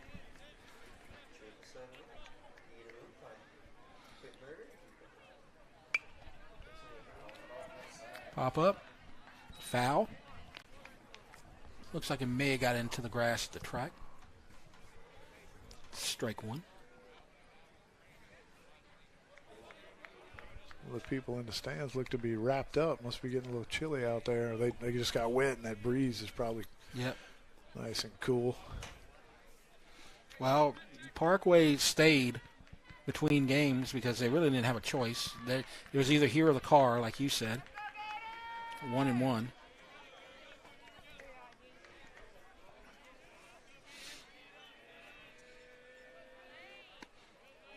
Two and one.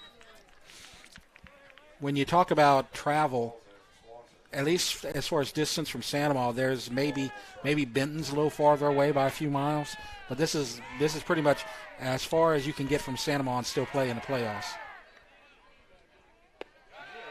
Yeah, you think Benton, Houghton, some of those. Benton, Houghton, and Airline are all in that Caddo Parish area. 3-1.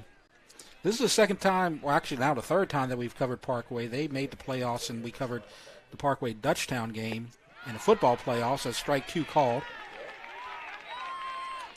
Tedford disagrees. He was halfway to first. We've seen that a couple times from both teams today. We've had a lot of Bossier Parish here. We had a Houghton versus Dutchtown girls basketball playoff game. And a strikeout. We've had Captain Shreve. Yeah. Knocked Santa Maria out 2 years ago. Yep. So 3 up, 3 down, although unconventional with the double where the runner slid past third. So it's 8-1 here as we go to the bottom of the fourth. So we're halfway done, and so now let's take a look at the Division I non-select best of 3. We talked about Fountain Blue took one from West Monroe last night. I think West Monroe bounced back and won the first game today. That's a 1 versus 17 matchup. And then we look at the 8 and 9 Santa Maria Parkway here. Split the first 2 games. Got the rubber match going on right now. Santa Maria's up 8-1. Live Oak already taking care of Dutchtown. That was a sweep Thursday and Friday night. And then you got number 20 traveling into Sam Houston. I think Sam Houston took that first game. Not sure of the score quite yet on the second one. Yeah, there were a couple of upsets.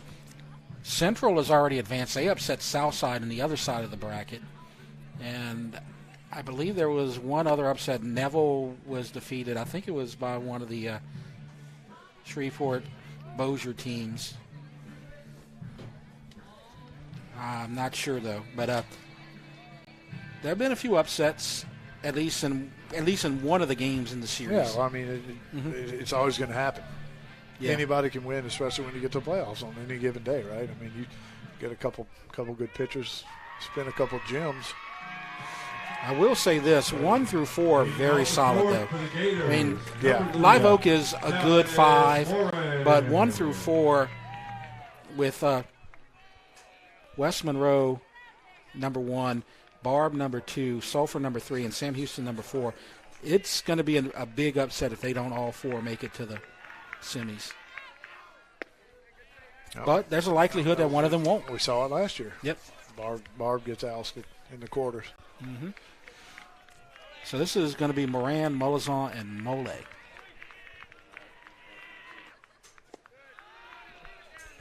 Yeah, last year Dutchtown and Santa Ma made it. Now Dutchtown was a favorite. They were in the top 4. Santa Ma came from that 8 spot, though. And there's a bunt, and they're going to let it go foul. Wisely. 1 and 2. A little bit of sideways spin on that. Good idea right there. That ball started out like it was going to be absolutely perfect. We used to be able to make the joke, you know, whoever raked the field whenever it was actually dirt, you could depend on them to help you out with a bunt. But with these turf fields right here, not the case. And a strike 3 to Moran. And so the Strike first out. 2. Oh, was it? That okay. I was looking at the scoreboard. We had a mistake. I got lost there, too. I got lost. Big slow bender right there from Phillips. Low. 2 and 2. You talk about bunts in this turf. I was at the Santa Ma Live Oak game on Thursday, and Live Oak had a bunt where I'll talk about it in a second. Had a lot of English, as it's 3 and 2. Had a lot of English, and it landed. It was bounced. I mean, it was in the air, bounced near the pitcher's mound, and then it took a left turn towards the as ball 4. But to finish the thought, it took a left turn towards the foul line, and it looked like it was going to be foul easily. And so everybody was told to let it go. And then all of a sudden it checked like a pitching wedge. Yeah. Like right on, like 1 inch away from the chalk. It was the strangest bunt single that I'd ever seen. That's what happens in these turf fields sometimes. Live Oak has a full turf. You never know about the seams. Yeah. You know? I think they actually called that a hit by pitch. Oh, okay. On Moran. Saw the umpire throw both his hands up. They're going to first, safe. It's a balk. Yep. Must have not stepped. You get 45 degrees to home. If you go past that, you have to go home. If you don't and go to first, they will call a balk. That may be what happened right there. As you see Coach Brian Harvey. Yeah, he's going to discuss it. Yep. We talked about it in Game 2. Kind of willed it into existence, I think. You're in a position here where if Santa Ma can get 3 runs, make it 11-1, they could be playing for a win in the top of the 5th, and they've had 3 and 5 in the last 2 innings. And that's what happened in Game 2. Right after I said it, there was a 3-run double and then a wild throw, and the batter scored, made it 11-1.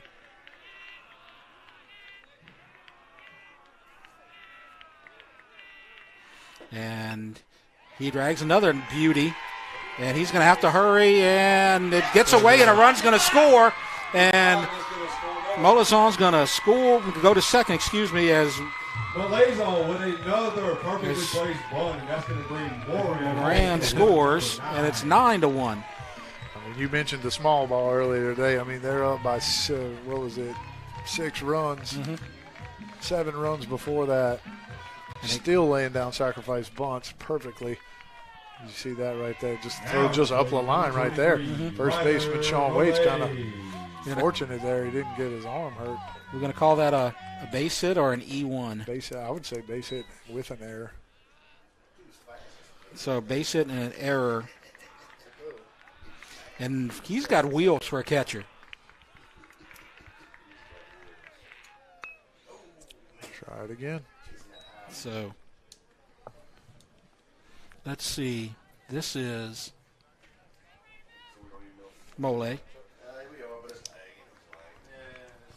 So Mole walked and grounded to short, but he has 2 RBIs on the day.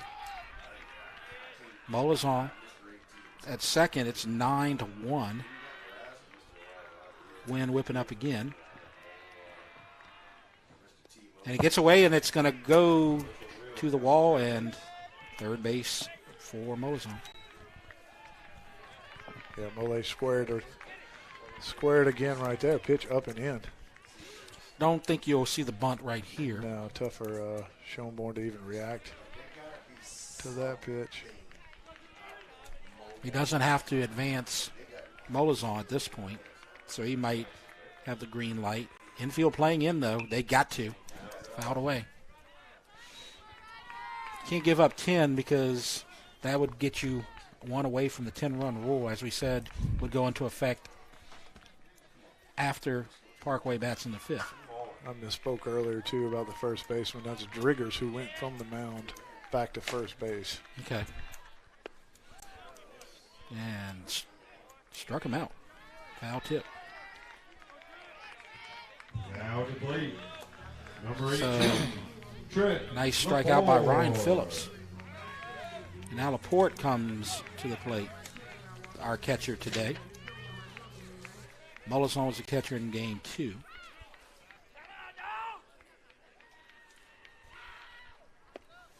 Strike.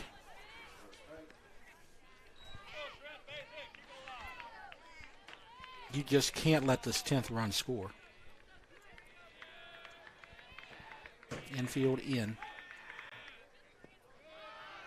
1-1.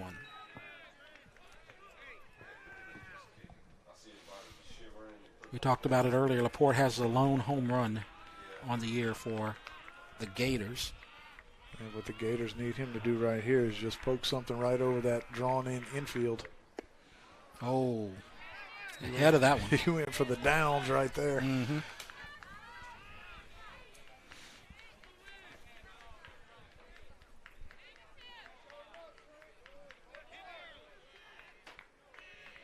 One, two, runner on third. Did he go around? No, he did not. It was close.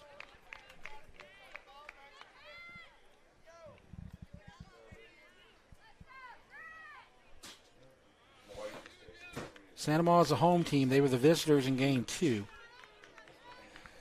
The host team is home for games 1 and game 3 in LHSAA Best of 3 series.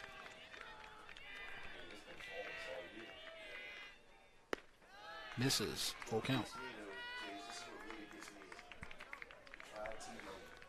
Chase Kelly's on deck. That's your guy, the hot hitter. He's swinging it today, man. He's just feeling it. Mm-hmm.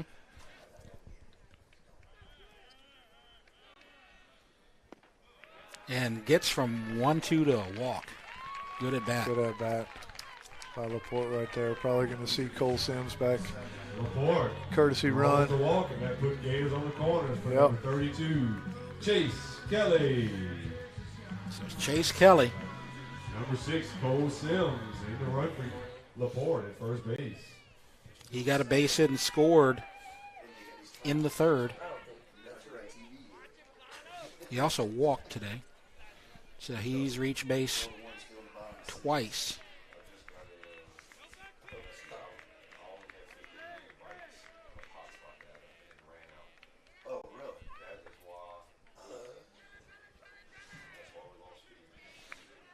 So Laporte, or Sims at first. Molizone on third.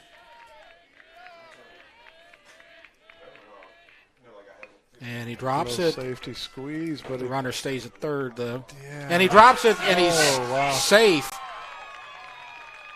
You better hurry up and get on that bag. I don't know if he touched the bag. He better hurry up there. Okay, he's on. I'm not sure if that was like a safety squeeze or if Molizone was supposed to be breaking or. Number 8. I want to see if he touched the bag. Yeah, he touched it. Okay, maybe he touched it with the But I mean, when you his say, toe. when you Yeah. say, I mean, if it can go wrong, it's gonna for Parkway right now. So I mean, they've completely flipped the script. Yep. You know, I mean, Parkway got all the breaks in the first game, and then Santa Ma's getting all the breaks in this game. Yeah, they look a little tired out there. and hit to the first baseman, and he'll take the play and go home safe. And the runner's going to go, and here comes the 11th run. The throw to the plate is off, and here comes the 12th run. And 3-run score on a ground out to first. Unbelievable. How many? I'm telling you, this it's just everything, This man. is crazy. This is crazy. 3 runs on a ground out. On a clean ground out. Yeah. 3 unassisted, and then an error by the first baseman and an error by the third baseman. Score 3 runs. That's got to be 2 errors right there. That's 2 errors. Error on the first baseman on the throw, and an error on the third baseman back to the throw.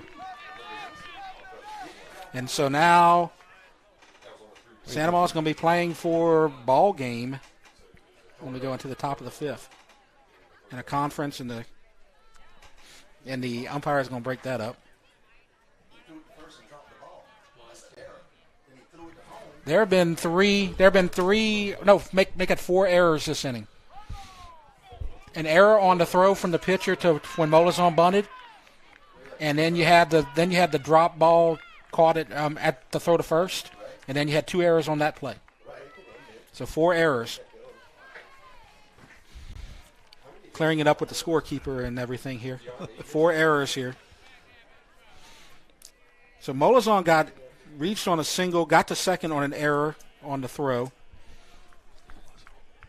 And then Kelly got on first when the ball was dropped by the first baseman, and then 2 runs score on 2 errors after Swanson grounded out. So on the Swanson, you had the ground out to first, then you had an E3 followed by an E5 on the same at bat, and that's at second, and nobody's there, and he's safe, and he's going to second. It's unraveling. It is unraveled. You're on the last inch of twine. I'll be merciful and call that a hit and an error. That 5 errors this inning. So that's a single and an error. But that's a single, but he advanced to second on the error throw. So it is a 5th error.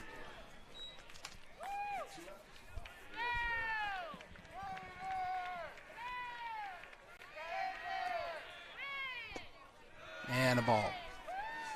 So where are we right now? Blaise Lalonde. Okay. Lalonde with the ball.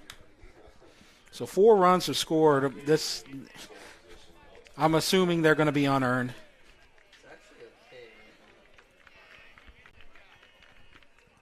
Yeah, I'd have to go.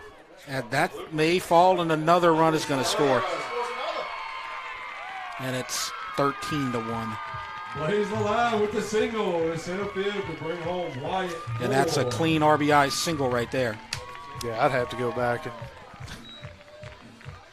you can break all this down to try to see if what was earned, what wasn't earned. Yeah, I'm not doing that. Now at the plate, number 14, Lawson Bourgeois. But by my counts, you have definitely 4, probably 5 errors this inning.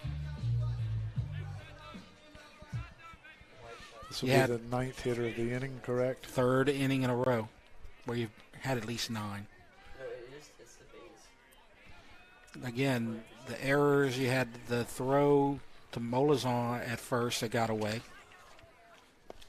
Then you had the dropped throw to first on Kelly's bunt. And then you had 2 errors after Swanson grounded out. The wild throw home, and then the wild throw back in to home from the third baseman. And that's not even counting the throw to first where nobody was home. Where the pitcher was late covering the bag. 2-0.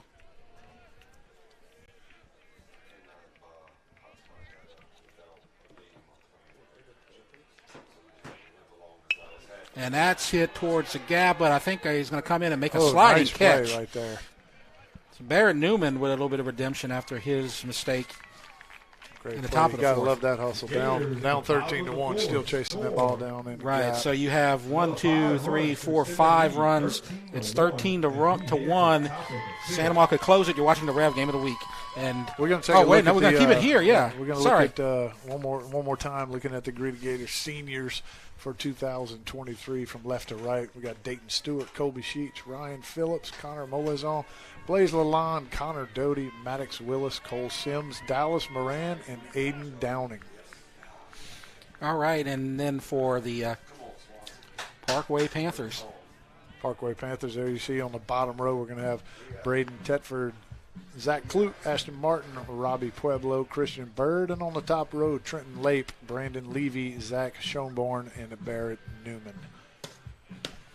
And now Lane Swanson can close it.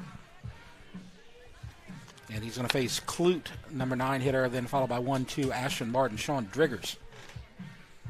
Ashton Martin, you got to love that. Isn't that like Aston Martin? Yeah, I'm thinking British automobiles. Yes. Where's Austin Powers? Right.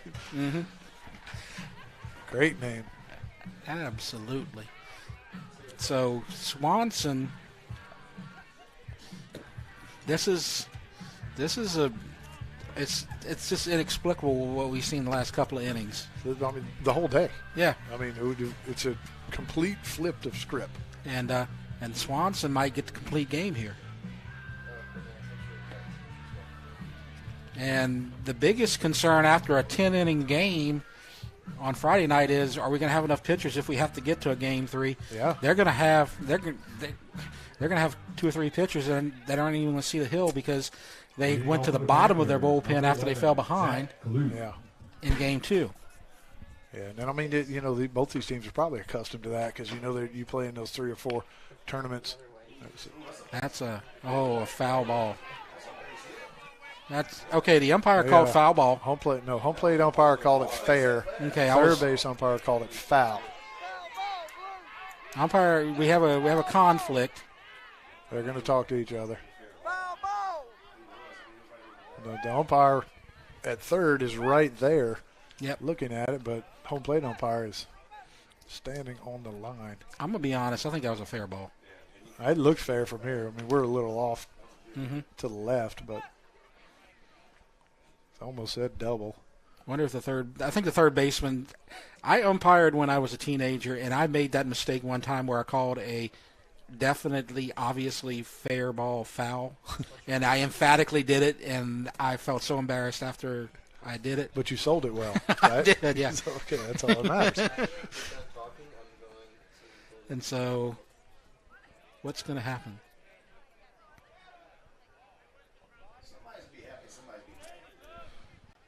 Yeah, somebody's going to like this and someone's not going to like it. So, but Clute, I mean, he never checked up. He hustled all the way to second base. All right, so they're going to keep him on. Yeah, I think that's a correct call. So let's see. You see him calling foul right there. Yeah. Watch. But then immediately the home plate umpire, he looks at the home plate umpire who's pointing fair. Okay, well, there's a double. Regardless, good piece of hitting right there by Clute. Now, Parkway needs 3 runs to keep their season alive. And they got a good start right there with the double. And I think that's the right call.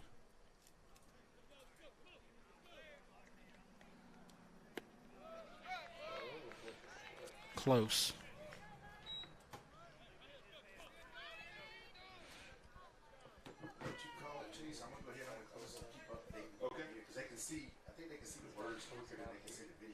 So 1-0.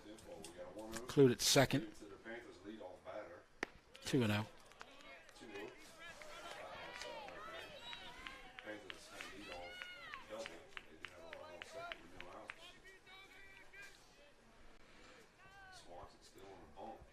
(13-1), Santa Monica in command.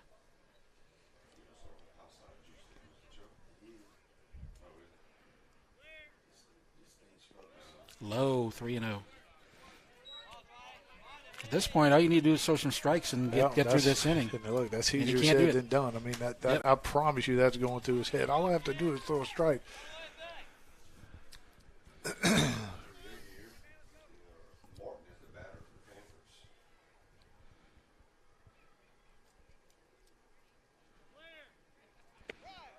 Strike called as he heaves the bat to the dugout. And it actually hit Coach Harvey. Yikes. That was unnecessary. That ball looked outside, though. It did, but the throw was a little unnecessary, I think.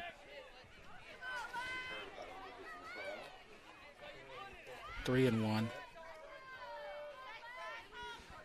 I had a feeling anything close here is going to be a strike. Dare you to show me up again. I agree.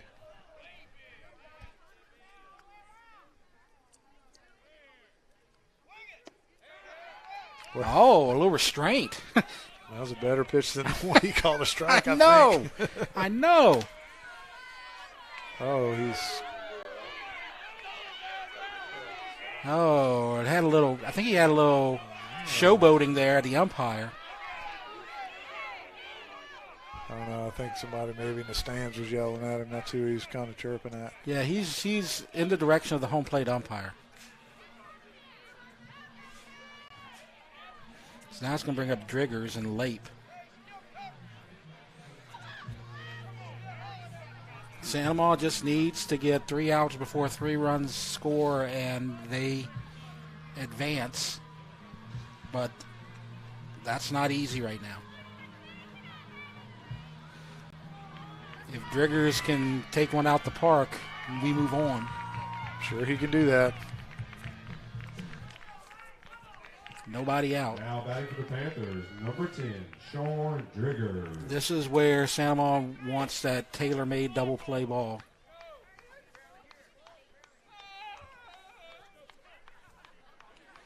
So if we had the conference, here comes the strike, right? That's what's supposed to happen anyway.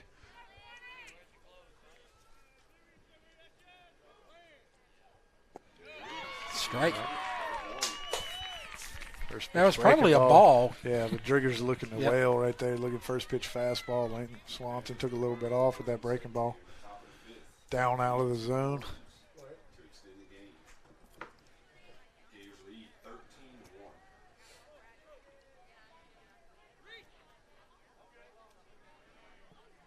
Oh, 1 pitch. Fly to the gap. And the right fielder gets underneath it. Held up long enough for Ford to make it. Yeah, that ball off the bat, I thought he hit that well, but it just comes back. You see Ford going towards center field and the ball cutting back towards him. Exactly, that's what I was going to say. Kind of the shortest distance between 2 points, right? Yep. Got a little fade on it. Yep. Got the barrel to it, though. Now Lape at the plate. Double play could end it, like I said. 3-run homer. He hit one to the wall earlier. Will take us to the bottom of the 5th.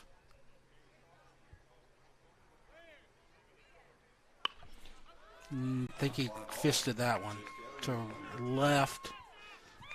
Kelly makes the play, and we're 1 out away from a Santa Maria series victory. Yeah, Swanson got in on his hands right there. I mean, you could kind of hear it off the bat, right? Mm-hmm. I mean, I don't know. You kind of taught her. I like to teach pitch away from the barrel, not away from the bat, right? Mm-hmm. Yeah, you love strikeouts, but I mean you can waste so many pitches.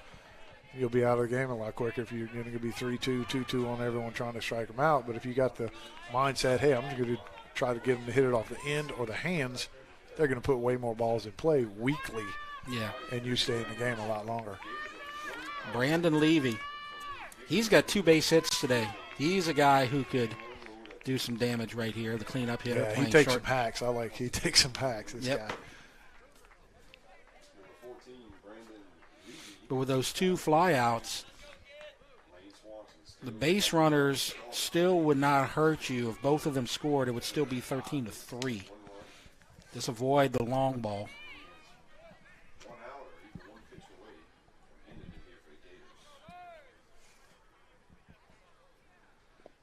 In the dirt. I can tell you this, you don't want to play with Levy because you got Sean Bourne on deck, and he went yard in game 2. Yeah, he can turn it around in a hurry.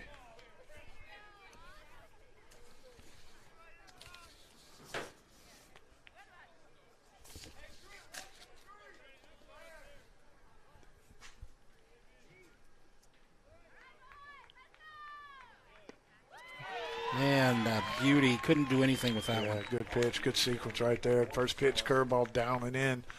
Changes eye level, then you're going to run that ball away from it on the outside corner for strike two. It's tough to pull the trigger on that.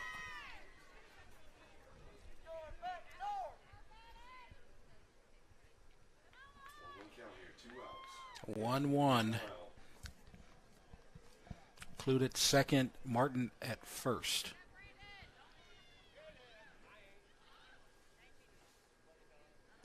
That's low, and it gets away, and the runners advance.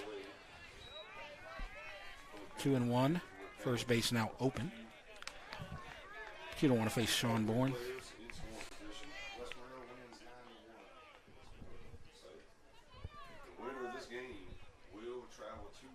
So West Monroe finishes off the Saturday sweep of Fontainebleau. Yes, so no home game next week for either one of these two teams. Absolutely. Wins, they're going to travel to West Monroe for sure. If Sandoval wins, that is going to be in play in left field. Sliding. Ball game. Catch and a ball game. And the rematch of the state championship is set in the quarterfinals, Sandoval versus West Monroe. That's a nice sliding catch by Chase Kelly. He had a whale of a game, and our final score is 13-1. We're going to take a break, and we'll wrap things up as you're watching the Rev Game of the Week. ETEL is now Rev, and we were built on Louisiana know-how, serving businesses like yours with solutions and local customer service for nearly 100 years. From storm-proofing your internet, phone, and managed services to being there for you 24/7 with local reps who really get to know you. Right now, you can get 1 month free of internet and hosted phone. A simple solution for your business. Call or click today. Rev Business. Powerful solutions, unmatched local service. Chris's Specialty Foods has been making Cajun meat products for almost 30 years. We do all the prep work so people can have home-cooked meals without spending all day in the kitchen. Everything is done ourselves. With 3 locations in Louisiana and a 4th in Texas, we needed all of them connected to the same system for point of sale and telephone. Rev Business set us up, and it's been a game changer. They have everything as national companies, but with real local service. Rev Business is authentic Louisiana, just like Chris's. Time doesn't stop, and the world keeps spinning. Community, culture, and communications, the powerful circle that connects us together. We're creating the next evolution, a network built for every possibility, moving faster than ever before, streaming us forward into the future. And the revolution is closer than you think. RTC, ETEL, and Vision are now Rev. New name, same company. You may have heard already, we're now Rev and Rev Business. But rest assured, we're still the same locally owned company committed to our community. With our revolutionizing Communities Grant Program, our 400 plus employees had the chance to tell us which community organizations they wanted to support. We will remain committed to supporting and revving up local nonprofits and schools. Here at Rev and Rev Business, we take pride in being part of this special place we call home. Learn more at letsrev.com. Action Therapy and Wellness is an outpatient clinic located in Gonzales. Our job here is to help reduce people's pain and improve their quality of life. We will see you from the beginning till the end. You will see the same faces here. You won't be switched around with people. Our goal is to get you functioning to an ordinary life. We rely on technology. Rev is great about staying on top of everything working and running properly. As a local company, using a company that is also local is very important to us. From jambalaya, pastalaya, and gumbo to daily lunch specials, Pot and Paddle Jambalaya Kitchen has Cajun dishes to satisfy your hunger. Pot and Paddle has 3 locations to serve you, including the one on Cabela's Parkway in Gonzales, Jefferson Highway near Bluebonnet in Baton Rouge, and Jubin Crossing in Denham Springs. You can dine in, carry out, or let them do the catering for an office get-together or tailgating at the big game. And don't forget about their delicious daily lunch specials. You can check out their specials and more on the web at potandpaddle.com. You've probably heard that ETEL has become Rev. What you may not know is that we're revving up your internet to symmetrical speed for free. Symmetrical speed means that your download and upload speeds are the same, thanks to the Rev All-Fiber network. The new speeds have been applied to your current internet plan, and there's nothing for you to do except enjoy shopping, gaming, streaming, learning, and laughing. Learn more at letsrev.com. Thanks for being a loyal customer, and enjoy symmetrical speeds from Rev. New name, same company. Welcome back. Our final score, Santa Maria 13, Parkway 1.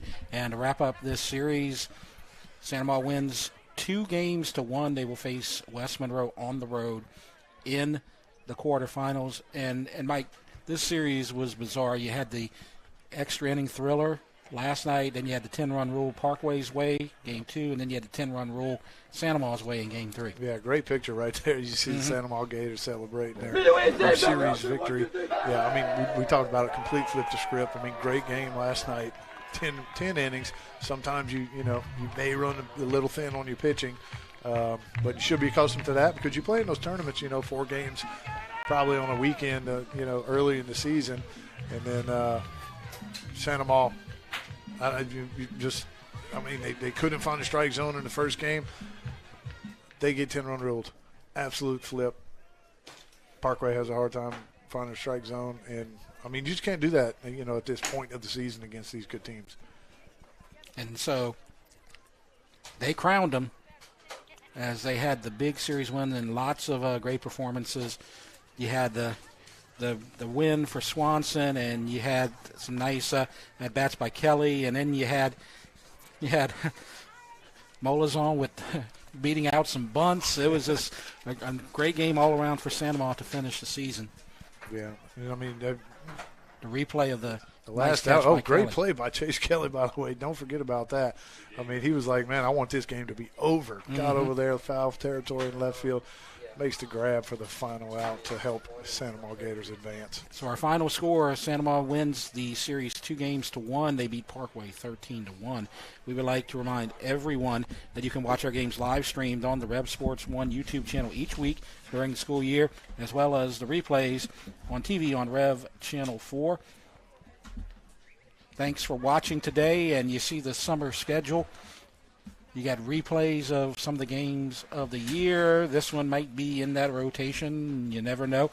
But look for replays of exciting games played during the 2022-23 school year each week during the summer months leading up to football in the fall. For Mike Moeller, I'm Jeff Porsche. You've been watching the Rev Game of the Week.